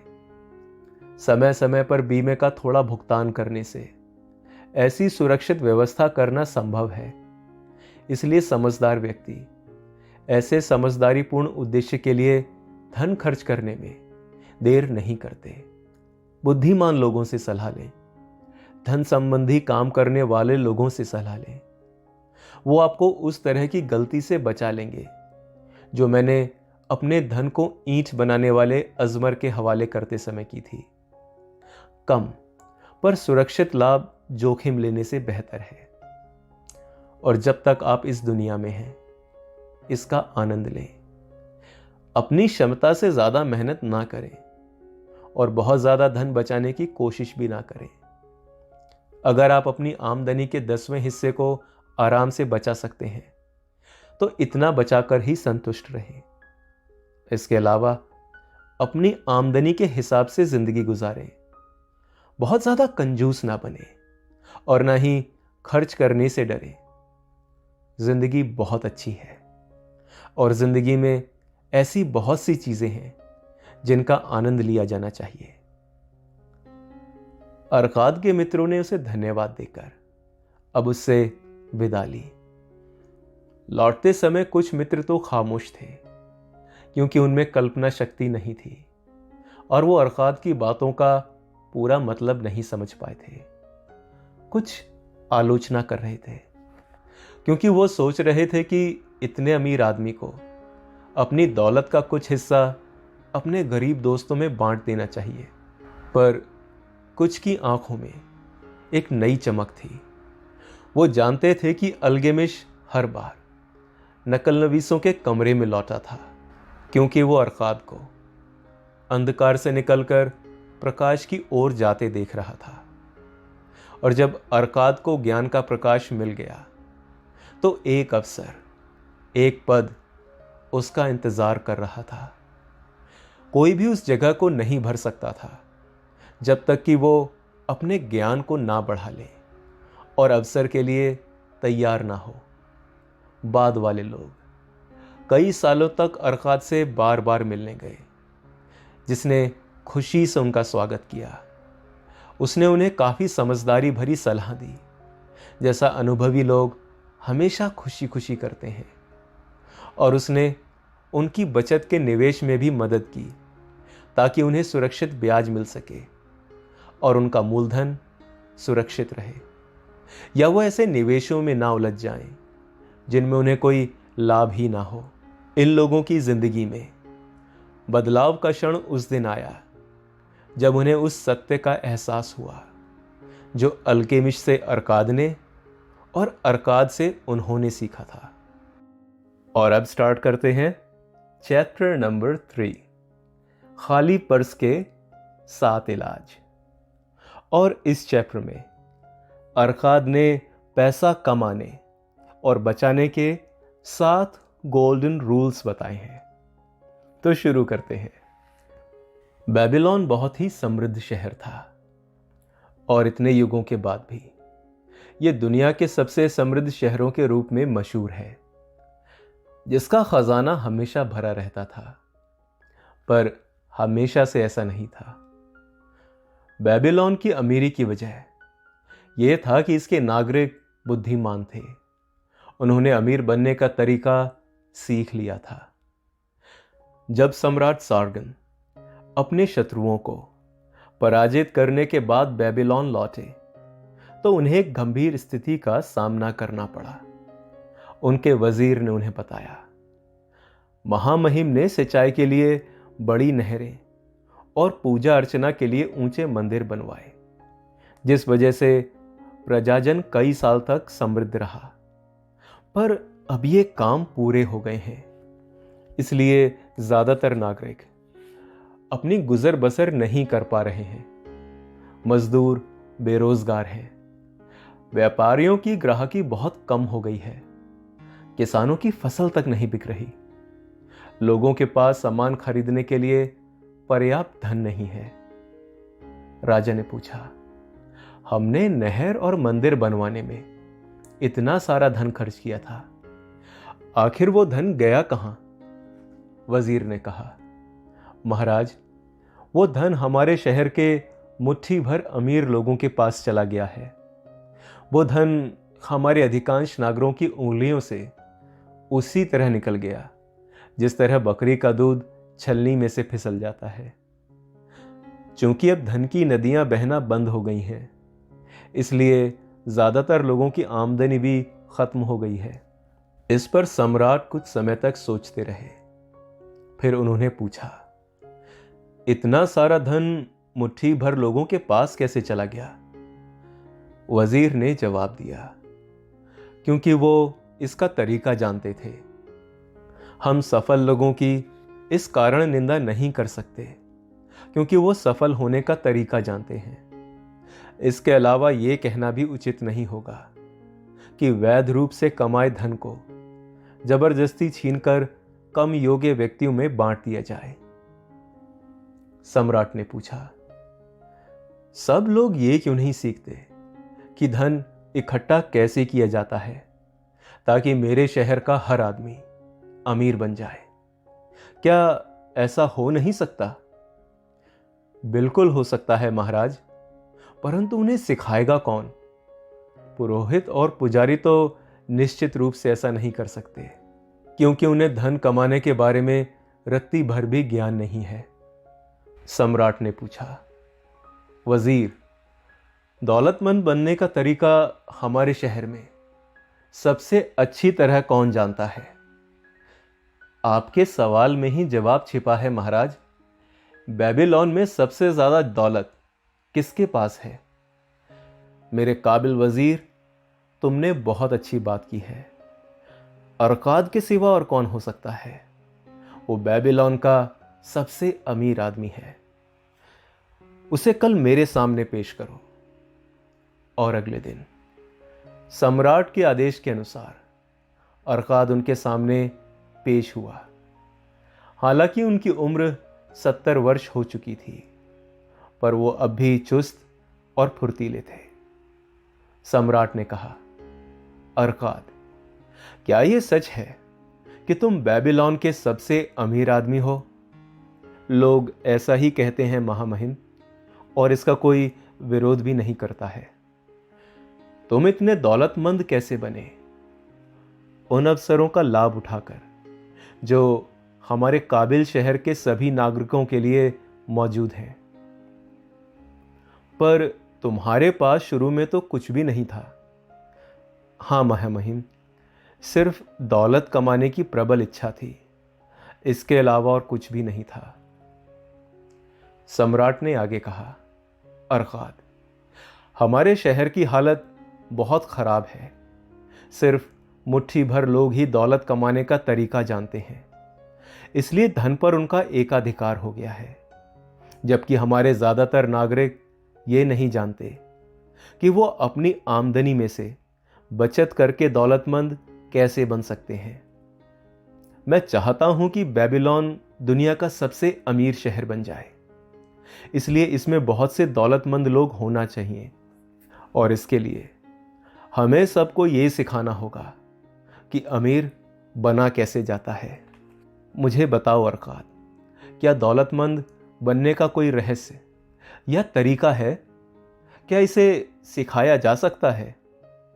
महामहिम, जो भी कुछ एक आदमी जानता है उसे दूसरों को भी सिखाया जा सकता है। सम्राट की आंखों में चमक आ गई। अरकाद, तुमने वही शब्द बोल दिए जो मैं सुनना चाहता था। क्या तुम इस महान काम में अपना सहयोग दोगे? क्या तुम कुछ लोगों को यह सिखा सकते हो जो आगे चलकर दूसरों को सिखाएं, जब तक कि हम अपने शहर के हर एक नागरिक को अमीर बनाने का तरीका ना सिखा दें? अरकाद ने सिर झुकाकर कहा, मैं आपका विनम्र सेवक हूं और आपके आदेश का पालन करूंगा। मेरे पास जितना भी ज्ञान है मैं उसे अपने साथी नागरिकों की बेहतरी और सम्राट की संतुष्टि के लिए खुशी खुशी दूंगा। अगर वजीर साहब मेरी कक्षा के लिए 100 लोगों का प्रबंध कर दें तो मैं उन्हें खाली पर्स के साथ इलाज बताऊंगा। कभी मेरा पर्स बेबीलोन्स का सबसे खाली पर्स था, पर मैंने इन 7 इलाजों से उसे मोटा कर लिया।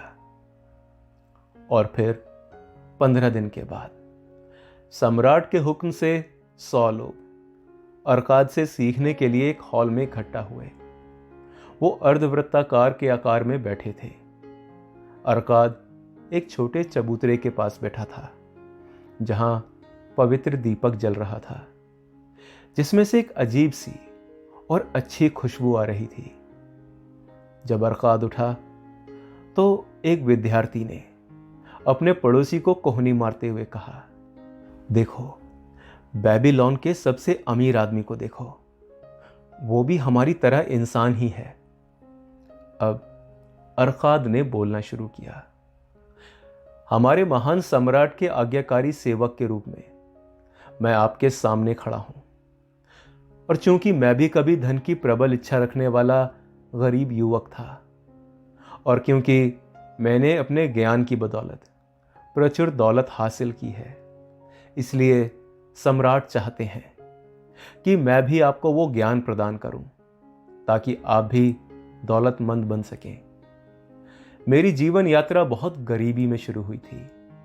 मेरे पास ऐसा कोई लाभ नहीं था जो आपके या बेबीलोन के बाकी नागरिकों के पास ना हो। उस समय मेरे पास एक बहुत पुराना पर्स था। वो हमेशा खाली रहता था और मुझे इस बात से बहुत चिढ़ होती थी।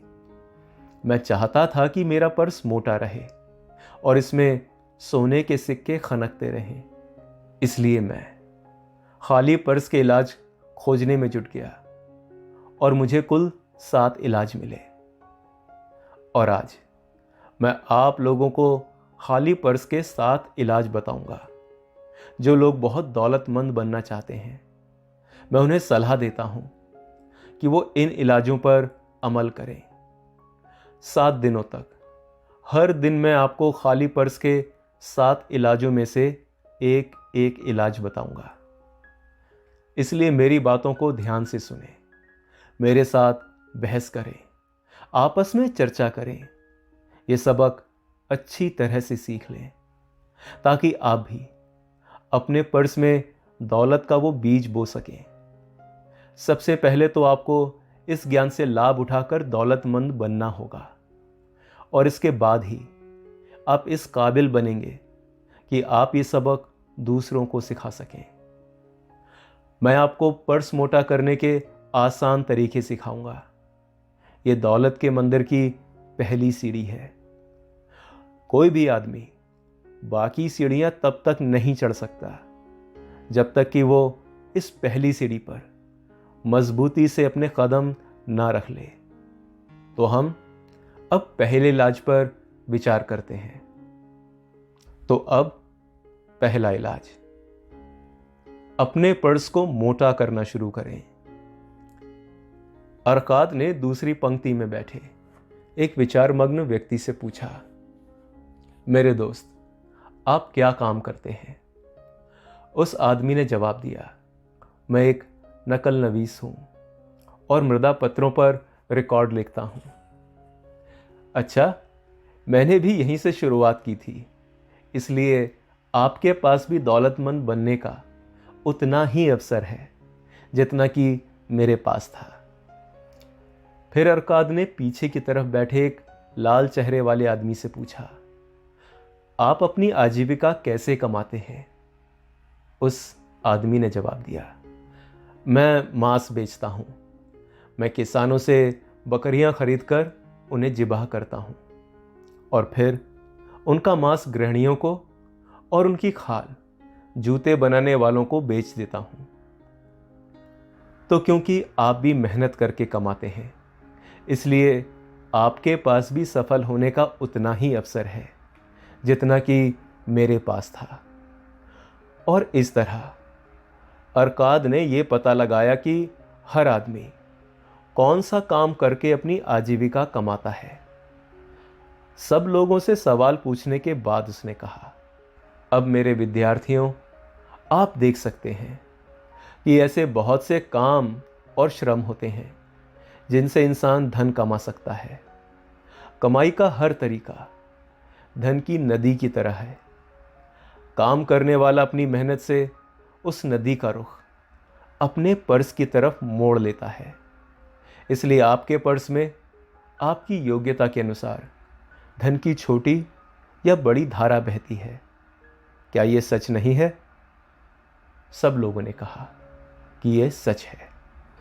अरकाद ने कहा, अगर आप दौलतमंद बनना चाहते हैं तो क्या यह समझदारी नहीं है कि आप दौलत के उस स्रोत का उपयोग करना शुरू करें जिसे आपने पहले से स्थापित कर रखा है? और इस पर भी सभी लोग सहमत हो गए। फिर अरकाद अंडों के एक गरीब व्यापारी की ओर मुड़ा।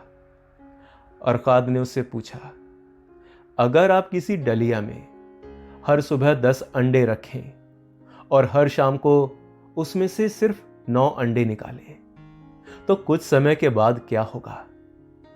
तो कुछ समय के बाद वो डलिया पूरी भर जाएगी। अच्छा, तो ऐसा क्यों होगा?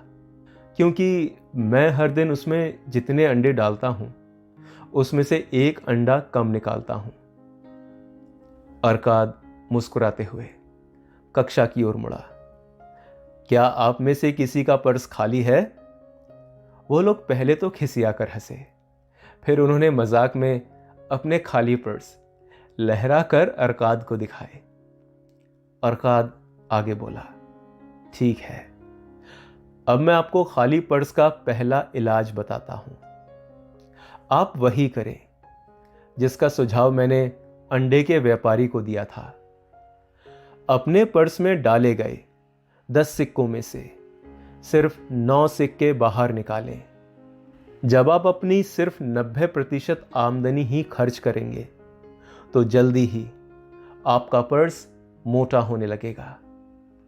पर्स भारी होने से आपको अच्छा लगेगा और आपके कलेजे को ठंडक पहुंचेगी। यह सबक बहुत साधारण लगता है, पर साधारण होने के कारण मेरी कही बात को हल्केपन में ना लें, क्योंकि सच हमेशा साधारण ही होता है। मैं आपको बताऊंगा कि मैंने दौलत कैसे इकट्ठी की। मैंने भी इसी तरह शुरुआत की थी।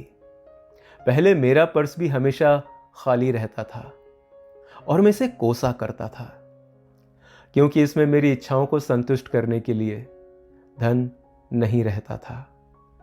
लेकिन जब मैंने अपने पर्स में से 10 सिक्के डालकर सिर्फ 9 सिक्कों को बाहर निकालना शुरू किया तो ये भारी होने लगा। और इस उपाय पर चलने से आपका पर्स भी भारी हो जाएगा। अब मैं आपको एक विचित्र सत्य बताता हूं, जिसका कारण मैं नहीं जानता हूं। जब मैंने खर्च के लिए सिर्फ 90% आमदनी रखी, तब भी मेरा खर्च उतनी ही अच्छी तरह से चलता रहा। मैं पहले जितनी तंगहाली में रहता था, लगभग उतनी ही तंगहाली में रहा। इसके अलावा कुछ समय बाद धन मेरे पास पहले से ज्यादा आसानी से आने लगा। निश्चित रूप से ये देवताओं का नियम है कि जो व्यक्ति अपनी आमदनी का एक निश्चित हिस्सा बचा कर रखता है और उसे खर्च नहीं करता, उसके पास धन ज्यादा आसानी से आता है। इसी तरह से यह भी सही है कि धन खाली पर्स वाले पर मेहरबान नहीं होता है। आप किस चीज को पाने के ज्यादा इच्छुक हैं? क्या आपके लिए रोजमर्रा की तात्कालिक इच्छाओं की संतुष्टि ज्यादा महत्वपूर्ण है, जैसे कि आभूषण, वस्त्र, सजावट की चीजें, बेहतरीन व्यंजन? ये चीजें जल्दी ही चली जाती हैं और भुला दी जाती हैं। या फिर आपके लिए दूरगामी इच्छाएं ज्यादा महत्वपूर्ण हैं? विशाल जायदाद, स्वर्ण, भूमि, मवेशी, व्यापार या आमदनी देने वाले निवेश? आप अपने पर्स में से जो सिक्के निकालते हैं, उनसे आपकी तात्कालिक इच्छाएं पूरी होती हैं, और आप अपने पर्स में जो सिक्के बचाते हैं, उनसे आपकी दूरगामी इच्छाएं पूरी होती हैं। तो मेरे विद्यार्थियों, ये खाली पर्स का पहला इलाज था जिसे मैंने खोजा था। मैं पर्स में 10 सिक्के डालता था और उनमें से सिर्फ 9 सिक्के खर्च करता था। आप लोग इस पर आपस में चर्चा करें, और अगर इसमें से किसी को कोई गड़बड़ नजर आए तो वो कल मुझे बता दे। और अब दूसरा इलाज, खर्च को कंट्रोल करें। अरकाद ने दूसरे दिन अपने विद्यार्थियों को संबोधित करते हुए कहा, आप में से कुछ लोगों ने मुझसे यह पूछा है कि जब कोई अपनी पूरी आमदनी में अपना खर्च चला नहीं पाता है, तो वो अपने पर्स में डाले गए 10 सिक्कों में से एक सिक्का कैसे बचा सकता है। अच्छा, अब मुझे बताइए कि कल आप में से कितनों के पर्स खाली थे? सबने जवाब दिया, हम सबके। परंतु आपकी आमदनी तो समान नहीं है। कुछ लोग दूसरों से ज्यादा कमाते हैं, कुछ का परिवार ज्यादा बड़ा है, इसलिए उनका पालन पोषण करने में वो ज्यादा खर्च करते हैं। पर आमदनी और खर्च अलग अलग होने के बावजूद आप सबके पर्स एक जैसे, मतलब खाली थे। अब मैं आपको इंसान के बारे में एक असामान्य सच्चाई बताऊंगा, और वो सच्चाई ये है कि हमारे आवश्यक खर्चे हमारी आमदनी के अनुपात में बढ़ते रहेंगे जब तक कि हम इन्हें रोकने की कोशिश ना करें। जरूरी खर्चे और अपनी इच्छाओं के बीच के फर्क को नजरअंदाज ना करें।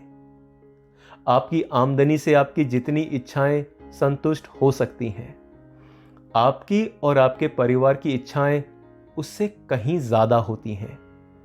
उन इच्छाओं की संतुष्टि के लिए आदमी की आमदनी कम पड़ जाती है, और बहुत सी इच्छाएं ऐसी रह जाती हैं जो संतुष्ट नहीं हो पाती। सभी लोगों के पास उससे ज्यादा इच्छाएं होती हैं जितनी कि वो संतुष्ट कर सकते हैं।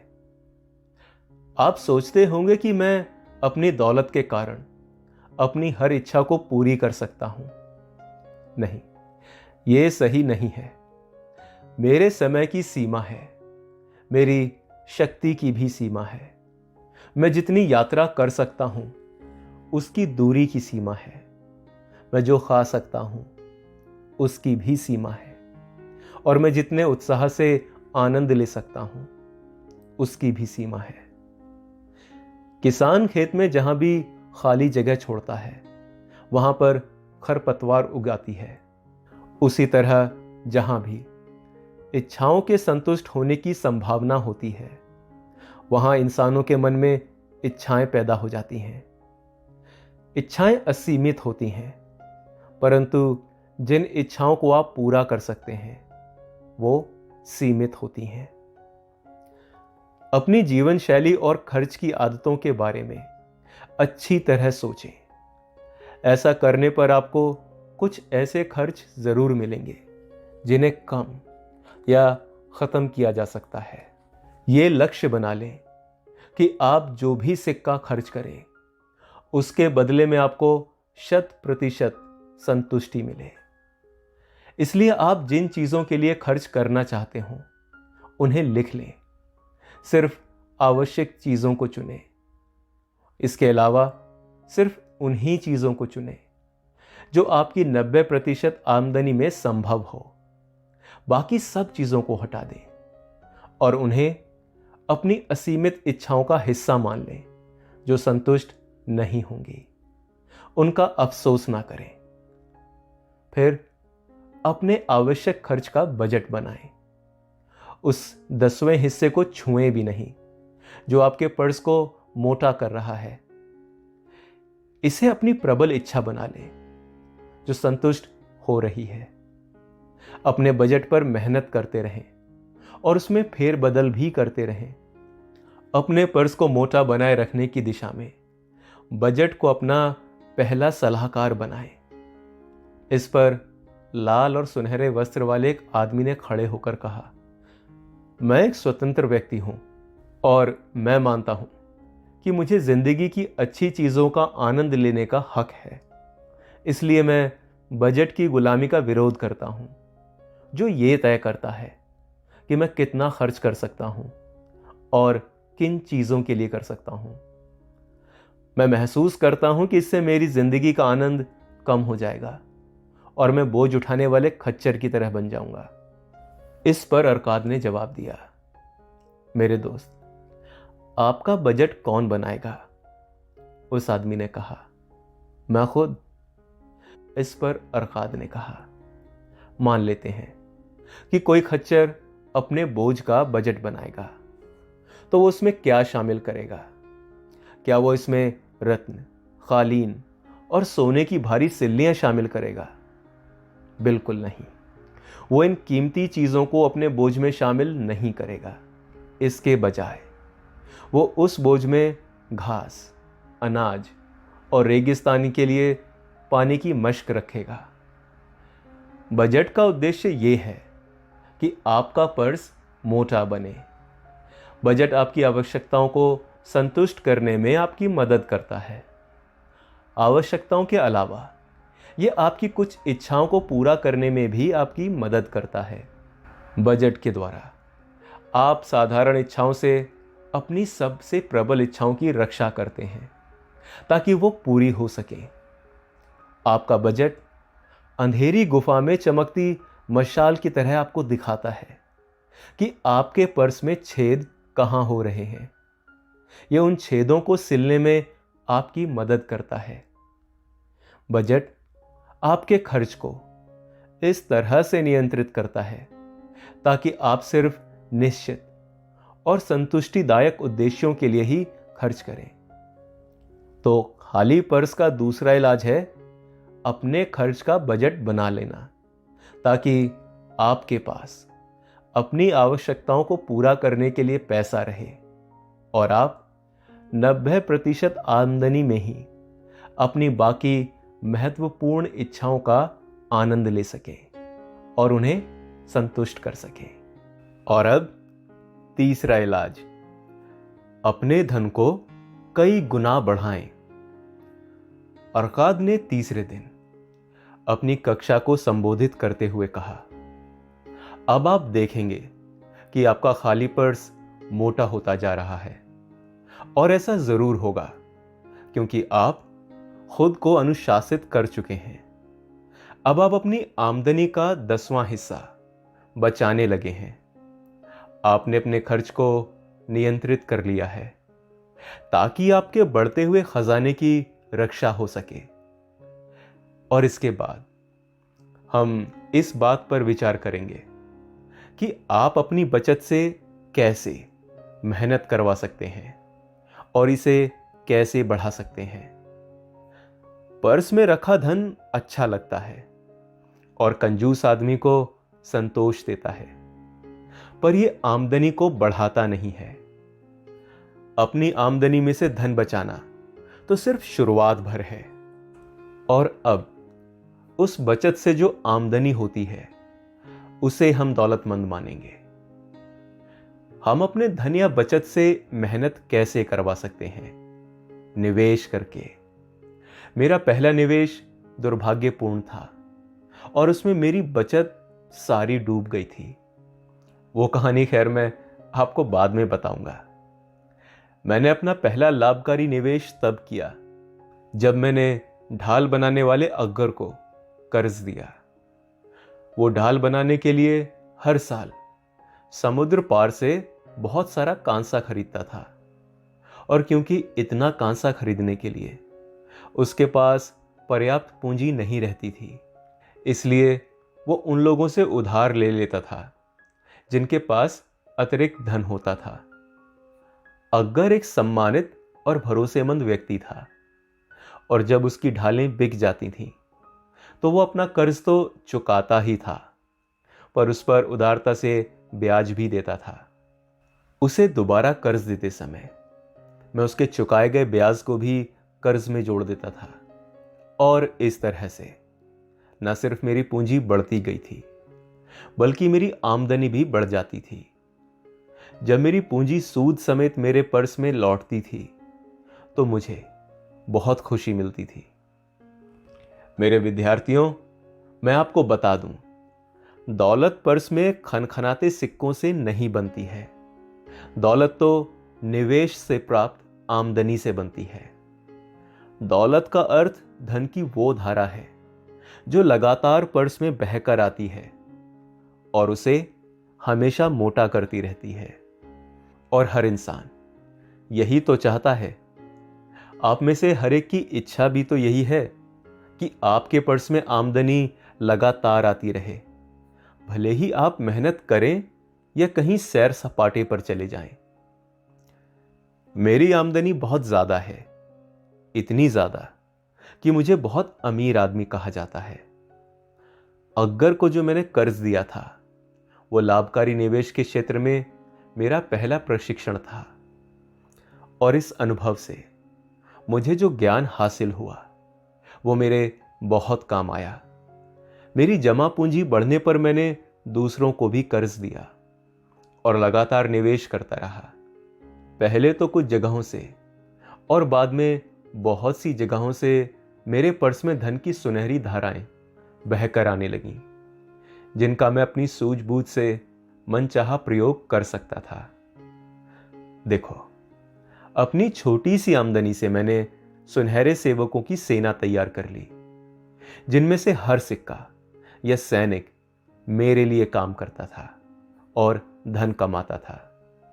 उन्हीं की तरह उनकी संतानें भी मेरे लिए काम करती थीं, और फिर उनकी संतानें, जब तक कि उनके संयुक्त प्रयासों से मुझे काफी आमदनी नहीं होने लगी। और जब आमदनी अच्छी हो तो धन तेजी से बढ़ता है। जैसा आप इस उदाहरण में देखेंगे कि एक बार एक किसान ने अपने पहले पुत्र के जन्म के समय एक साहूकार के पास चांदी के 10 सिक्के ब्याज पर जमा करा दिए। उसने साहूकार से कहा कि जब उसका पुत्र 20 साल का हो जाए तो वो मूलधन को सूद सहित लौटा दे। साहूकार हर 4 साल में 25% ब्याज देने को तैयार हो गया। किसान अपने पुत्र के लिए यह धन अलग रख रहा था, इसलिए उसने साहूकार से कहा कि वो ब्याज को भी मूलधन में जोड़ता रहे। और जब वो लड़का 20 साल का हुआ तो किसान एक बार फिर साहूकार के पास गया और अपनी जमा की गई राशि के बारे में पूछताछ की। साहूकार ने बताया कि क्योंकि उसकी रकम चक्रवृद्धि ब्याज से बढ़ रही थी, इसलिए उसने चांदी के जो 10 सिक्के जमा किए थे वो अब बढ़कर 30.5 सिक्के हो गए हैं। ये सुनकर किसान बहुत खुश हुआ, क्योंकि उसके पुत्र को अभी धन की जरूरत नहीं थी। इसलिए उसने वो धन साहूकार के पास ही जमा रहने दिया। और जब वो पुत्र 50 साल का हुआ तो साहूकार ने हिसाब चुकता करते हुए पुत्र को चांदी के 175 सिक्के दिए। और इस तरह 50 साल में यह निवेश चक्रवृद्धि ब्याज के कारण लगभग 17 गुना बढ़ गया था। और ये खाली पर्स का तीसरा इलाज है कि हर सिक्के से मेहनत करवाते रहें जब तक कि ये और सिक्के पैदा ना करे। ठीक उसी तरह जिस तरह मवेशी करते हैं, और ये सुनिश्चित करें कि हर सिक्के का निवेश आपको आमदनी देता रहे और धन की धारा लगातार आपके पर्स में बहकर आती रहे। और अब चौथा इलाज, अपनी पूंजी की रक्षा करें। अरकाद ने चौथे दिन अपनी कक्षा से कहा, दुर्भाग्य को चमकता निशान अच्छा लगता है। इंसान को अपने पर्स में रखे धन की दृढ़ता से रक्षा करनी चाहिए, और अगर वो ऐसा नहीं करेगा तो धन उसके पास से चला जाएगा। इसलिए समझदारी इसी में है कि पहले हम छोटी रकम को सुरक्षित रखना सीखें। तभी देवताओं को यह विश्वास होगा कि हम बड़ी रकम को सुरक्षित रख पाएंगे। जिसके भी पास धन होता है उसके सामने बहुत से प्रलोभन आते हैं। उसे कई ऐसे अवसर ललचाते हैं जब उसे लगता है कि वो बहुत सी अच्छी योजनाओं में निवेश करके बहुत लाभ कमा सकता है। फिर अक्सर उसके मित्र और रिश्तेदार ऐसे निवेशों में उत्साह से प्रवेश करते हैं और उसे भी ऐसा ही करने के लिए प्रेरित करते हैं। निवेश का पहला दमदार सिद्धांत है आपके मूलधन की सुरक्षा। अगर मूलधन के चले जाने का खतरा हो तो क्या ज्यादा कमाई के लालच में पड़ना समझदारी है? मुझे तो इसमें जरा भी समझदारी नजर नहीं आती। अगर आप इतना बड़ा जोखिम उठाते हैं तो इसकी सजा यह होगी कि शायद आप अपना मूलधन भी गंवा दें। अपनी जमा पूंजी का निवेश करने से पहले सावधानी से जांच पड़ताल करें। पहले पूरी तरह से आश्वस्त हो जाएं कि आपकी पूंजी सुरक्षित लौट आएगी। जल्दी अमीर बनने की इच्छाओं से गलत दिशा में ना चले जाएं। किसी व्यक्ति को कर्ज देने से पहले आपको यह यकीन कर लेना चाहिए कि उसमें कर्ज चुकाने की ताकत है। यह भी देख लो कि कर्ज चुकाने के बारे में उसकी प्रतिष्ठा कैसी है, ताकि कहीं अनजाने में आप उसे अपनी मेहनत की कमाई तोहफे में ना दे रहे हों। किसी भी क्षेत्र में निवेश करने से पहले अपने मूलधन पर मंडराने वाले खतरों के बारे में जान लें। मेरा पहला निवेश दुर्भाग्यपूर्ण और दुखद था। 1 साल तक मैंने मेहनत से जो पैसा बचाया था उसे मैंने अजमर नामक ईंट बनाने वाले को दे दिया था, जो दूर देशों की यात्रा पर जा रहा था।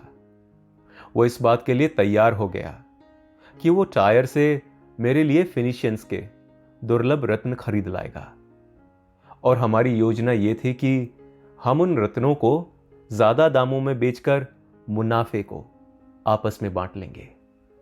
पर फिनिशियंस बदमाश थे और उन्होंने अजमर को रत्नों के बजाय कांच के टुकड़े पकड़ा दिए।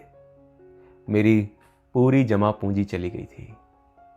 पर आज मेरे पास इतना ज्ञान आ चुका है कि मैं तत्काल समझ लूंगा कि रत्न खरीदने के लिए ईंट वाले पर भरोसा करना मूर्खता है।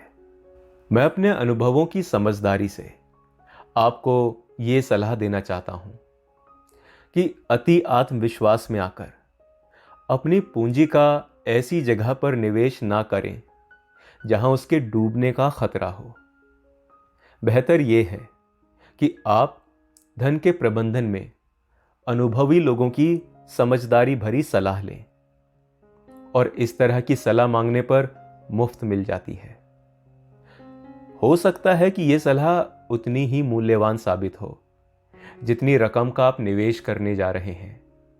पर सच तो यह है कि अगर यह सलाह आपकी पूंजी को डूबने से बचाती है तो यह आपकी पूंजी जितनी ही मूल्यवान होती है।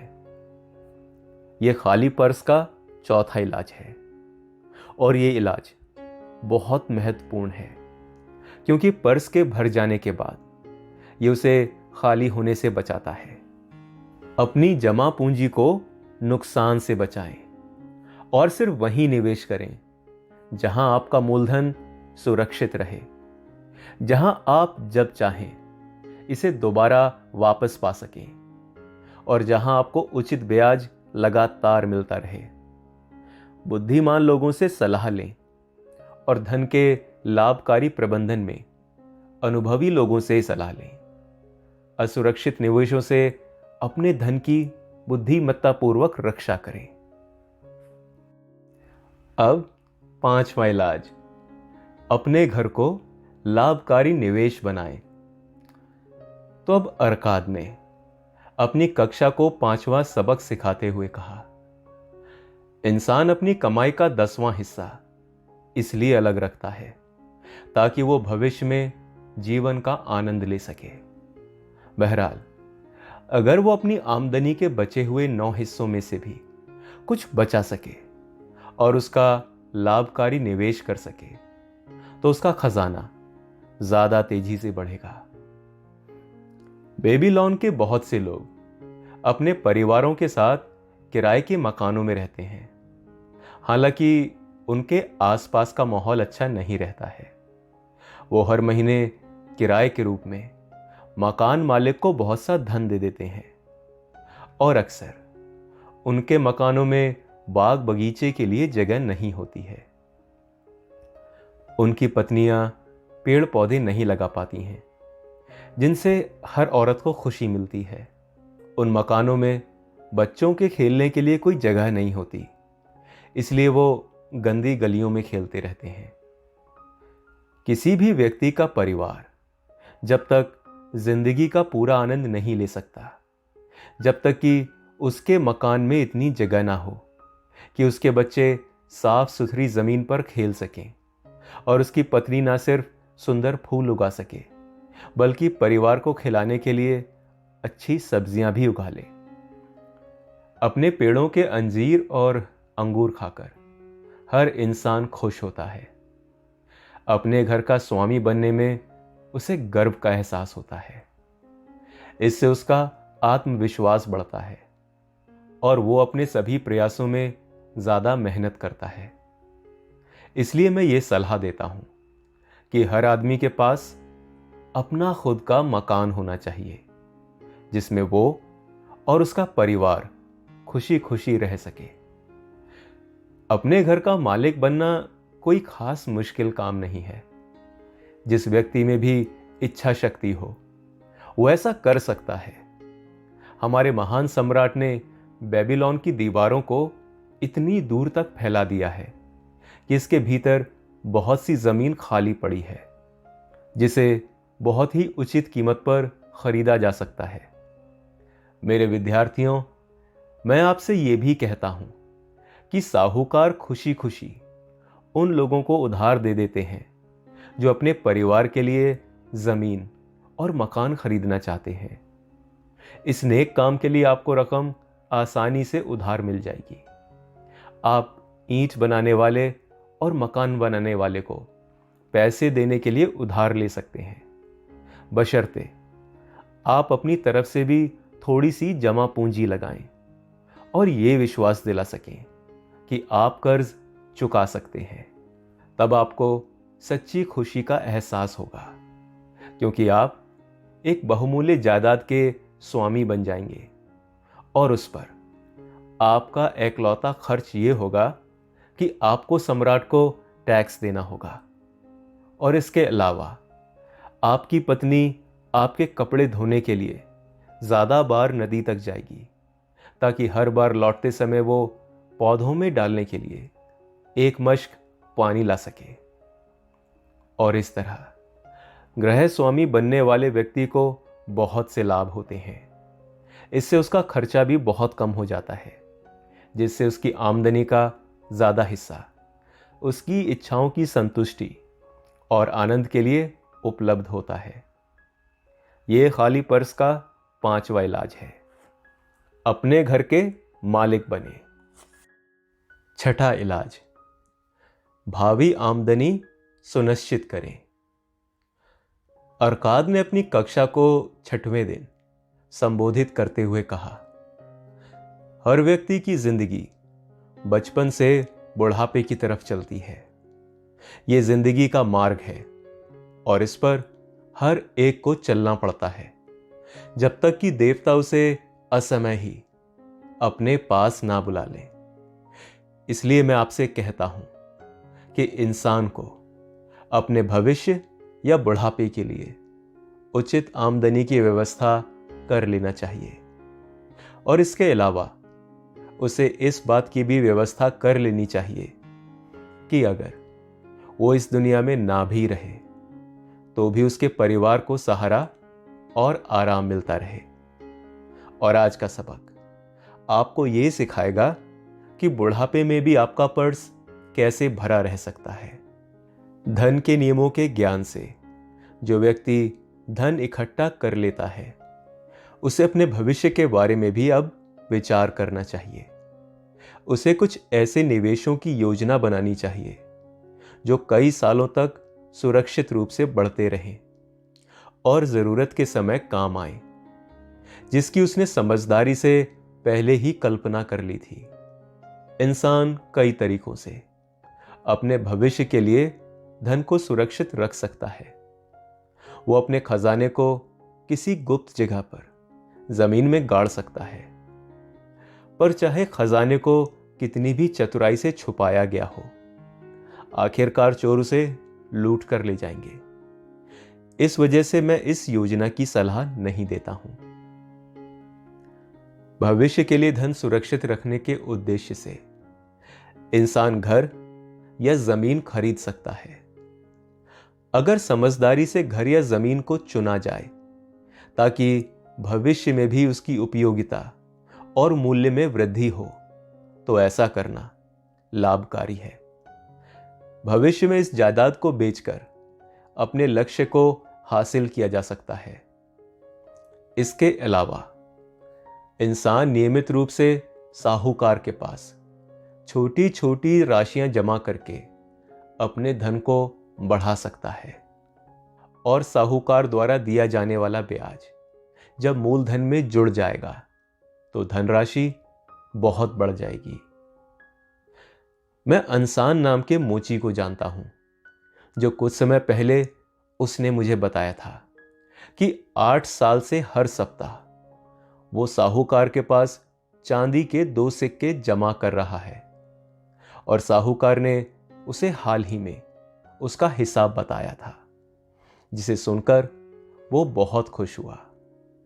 उसने जो छोटी छोटी राशियां जमा की थी वो हर 4 साल में 25% ब्याज की आम दर से बढ़कर अब चांदी के 1040 सिक्कों में बदल गई है। मैंने खुश होकर उसे आगे भी बचत करने के लिए प्रोत्साहित किया। अपने अंकों के ज्ञान से मैंने उसे बताया कि अगर वो 12 साल तक हर हफ्ते चांदी के 2 सिक्के जमा करता रहेगा तो साहूकार उसे चांदी के 4000 सिक्के देगा और इतनी रकम उसकी पूरी जिंदगी के खर्च के लिए काफी होगी। जब नियमित रूप से जमा करने पर छोटी राशि इतने लाभकारी परिणाम देती है तो किसी व्यक्ति का व्यवसाय या निवेश कितना ही समृद्ध हो, उसे यह व्यवस्था कर लेना चाहिए कि उसके बुढ़ापे और परिवार की रक्षा के लिए पर्याप्त दौलत हो। मेरी इच्छा होती है कि मैं इसके बारे में और भी कुछ कहूं। मेरा यह विश्वास है कि किसी दिन समझदारी से सोचने वाले लोग मौत के खिलाफ परिवार को सुरक्षित रखने की योजना बनाएंगे। इस योजना में बहुत से लोग नियमित रूप से छोटी राशि जमा करेंगे और उस जमा राशि से एक अच्छी रकम मृत सदस्य के परिवार को दे दी जाएगी। मैं चाहता हूं कि ऐसा हो और ऐसा करने की प्रबल सलाह देता हूं, पर आज ये संभव नहीं है, क्योंकि ये काम किसी इंसान या पार्टनरशिप की जिंदगी तक सीमित नहीं है। और इस तरह की योजना को सम्राट के सिंहासन की तरह स्थिर होना चाहिए। मुझे लगता है कि किसी दिन इस तरह की योजना बनेगी और ये बहुत से लोगों के लिए वरदान साबित होगी, क्योंकि सिर्फ पहले छोटे भुगतान के बाद ही व्यक्ति के मर जाने पर उसके परिवार के लिए दौलत की व्यवस्था हो जाएगी। पर क्योंकि हमारे समय में इस तरह की योजना नहीं है और हमारे जीवन काल में भी ऐसी योजना नहीं होगी, इसलिए हमें अपने संसाधनों से लाभ उठाकर अपने लक्ष्य को हासिल करने के दूसरे तरीके खोजना चाहिए। और इसी वजह से मैं सब लोगों को सुझाव देता हूं कि वो अच्छी तरह सोचकर समझदारीपूर्ण तरीकों से अपने बुढ़ापे के लिए धन की व्यवस्था कर लें, क्योंकि जब कोई आदमी कमा नहीं सके या जब परिवार का मुखिया चला जाए तो खाली पर्स बहुत सारे दुखों का कारण बन जाता है। तो खाली पर्स का छठवां इलाज यह है कि अपने बुढ़ापे और अपने परिवार की रक्षा के लिए पहले से ही व्यवस्था कर लें। और अब सातवां और आखिरी इलाज, अपनी आमदनी की क्षमता बढ़ाएं। अरकाद ने 7वें दिन अपनी कक्षा को संबोधित करते हुए कहा, मेरे विद्यार्थियों, आज मैं आपको खाली पर्स का एक सटीक उपचार बताने जा रहा हूं। पर आज मैं धन के बारे में नहीं, बल्कि आपके बारे में बातें करूंगा, जो अलग अलग रंगों के कपड़ों में मेरे सामने बैठे हैं। मैं इंसान के दिमाग और उनकी जिंदगी की उन चीजों के बारे में बातें करूंगा जो उसकी सफलता के समर्थन या विरोध में काम करती हैं। तो कुछ समय पहले एक युवक मेरे पास उधार मांगने आया, और जब मैंने उससे पूछा कि उसे उसकी जरूरत क्यों पड़ी, तो उसने जवाब दिया कि उसके खर्च उसकी आमदनी से ज्यादा हैं। इस पर मैंने उससे कहा कि ऐसी स्थिति में कोई भी साहूकार उसे कर्ज नहीं देगा जब तक कि उसके पास अतिरिक्त धन कमाने की क्षमता ना हो जिससे वो अपना कर्ज चुका सके। मैंने उससे कहा, तुम्हें अपनी आमदनी को बढ़ाना चाहिए। कमाने की अपनी क्षमता को बढ़ाने के लिए तुमने क्या किया है? युवक ने कहा, मैंने तो वो सब किया है जो मैं कर सकता हूं। 2 महीनों में 6 बार मैंने अपने मालिक के पास जाकर अपनी तनख्वाह बढ़ाने का आग्रह किया है, पर मुझे कोई सफलता नहीं मिली। कोई भी आदमी इससे ज्यादा बार यह अनुरोध नहीं कर सकता। हम उसके भोलेपन पर हंस सकते हैं, पर उस युवक में आमदनी को बढ़ाने के लिए एक आवश्यक, एक महत्वपूर्ण गुण था। उसमें ज्यादा कमाने की प्रबल इच्छा थी, जो बहुत उचित और सराहनीय है। उपलब्धि से पहले उसकी इच्छा होना चाहिए। आपकी इच्छाएं प्रबल और निश्चित होना चाहिए। सामान्य इच्छाएं सिर्फ कमजोर चाहत होती हैं। अगर किसी इंसान में सिर्फ अमीर बनने की चाहत है तो उससे कोई फायदा नहीं होगा। पर जिस आदमी में 5 स्वर्ण मुद्राएं कमाने की इच्छा है तो उसकी इच्छा निश्चित है और वो इसे पूरा कर सकता है। और जब वो इसे हासिल करने के लिए लक्ष्य की ओर शक्ति लगाएगा तो वो सफल हो जाएगा। तो अगली बार वो 10 स्वर्ण मुद्राएं कमाने के लिए उन्हीं तरीकों का प्रयोग कर सकता है, फिर 20 मुद्राओं के लिए और बाद में 1000 मुद्राओं के लिए। और देखते ही देखते वो अमीर बन जाएगा। अपनी एक निश्चित छोटी इच्छा को पूरी करना सीखकर उसने बड़ी इच्छा पूरी करने का प्रशिक्षण पा लिया है। और इसी प्रक्रिया से दौलत हासिल की जाती है। पहले छोटी राशि, फिर उससे बड़ी राशि, जब तक कि इंसान सीखकर ज्यादा सक्षम नहीं बन जाता। इच्छाएं आसान और निश्चित होना चाहिए। अगर वो बहुत ज्यादा या बहुत जटिल हों या ऐसी हों जिन्हें हासिल करने का प्रशिक्षण उस व्यक्ति के पास ना हो, तो सफलता नहीं मिलती है। जब मनुष्य और जब आदमी अपने काम में ज्यादा कुशल बनता है, तो अपनी कमाने की क्षमता को भी बढ़ा लेता है। जब मैं गरीब नकलवीस था और हर दिन कुछ सिक्कों के बदले में मृदा पत्र पर लिखा करता था, तो मैंने देखा कि कुछ नकलनवीस मुझसे ज्यादा काम करते थे और इस वजह से उन्हें मुझसे ज्यादा आमदनी भी होती थी। इसलिए मैंने ये संकल्प किया कि मैं भी उनके जितना ही काम करूंगा। उनके ज्यादा सफल होने का कारण जानने में मुझे ज्यादा समय नहीं लगा। मैंने अपने काम में ज्यादा रुचि ली, एकाग्रता से काम किया और अपने प्रयास में ज्यादा लगन का प्रयोग किया। और देखते ही देखते मैं जितने मृदा पत्रों पर लिखता था, बहुत ही कम लोग उससे ज्यादा लिख सकते थे। जल्दी ही मुझे अपनी बढ़ी हुई क्षमता की वजह से पुरस्कार मिला और अपनी तनख्वाह बढ़वाने के लिए मुझे अपने मालिक के पास 6 बार जाने की जरूरत भी नहीं पड़ी। देखो, हमारे पास जितना ज्ञान होता है, हम उतना ही ज्यादा कमा सकते हैं। जो व्यक्ति अपनी कला में ज्यादा निपुणता हासिल करने की कोशिश करता है, उसे उसके अच्छे पुरस्कार मिलते हैं। और अगर वो कारीगर है, तो वो अपने व्यवसाय के सर्वाधिक योग्य व्यक्ति से सीख सकता है। अगर वो कानून या उपचार के क्षेत्र में मेहनत करता है, तो वो अपने व्यवसाय के बाकी लोगों से विचार विमर्श कर सकता है या उनकी सलाह ले सकता है। और अगर वो व्यापारी है, तो वो लगातार अच्छी चीजों की तलाश कर सकता है जिन्हें कम कीमतों पर खरीदा जा सके।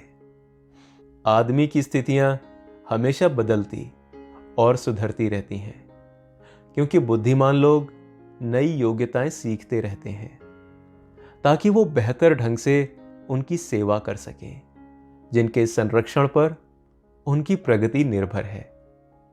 इसलिए मैं सभी लोगों से यह आग्रह करता हूं कि वो प्रगति की पहली कतार में खड़े रहें और स्थिर ना रहें, क्योंकि स्थिर खड़े रहने पर वो पीछे रह जाएंगे। बहुत सी चीजें इंसान की जिंदगी को लाभकारी अनुभवों से समृद्ध बनाती हैं। और अगर किसी व्यक्ति में आत्मसम्मान है, तो उसे नीचे दिए गए काम करने चाहिए। पहला, उसे अपने कर्ज को यथासंभव शीघ्रता से चुकाना चाहिए और ऐसी चीजों को नहीं खरीदना चाहिए जिसका भुगतान वो ना कर पाए। फिर उसे अपने परिवार की अच्छी देखभाल करनी चाहिए ताकि वो उसके बारे में अच्छे विचार रखें और अच्छी बातें कहें। उसे अपनी वसीयत कर देना चाहिए ताकि जब देवता उसे अपने पास बुला लें, तो उसकी जायदाद का उचित और गरिमापूर्ण बंटवारा हो सके। उसे दुर्भाग्य के शिकार लोगों पर दया भी करनी चाहिए और तार्किक सीमाओं के भीतर उनकी मदद करना चाहिए। उसे अपने प्रियजनों के प्रति विचारपूर्वक काम भी करने चाहिए।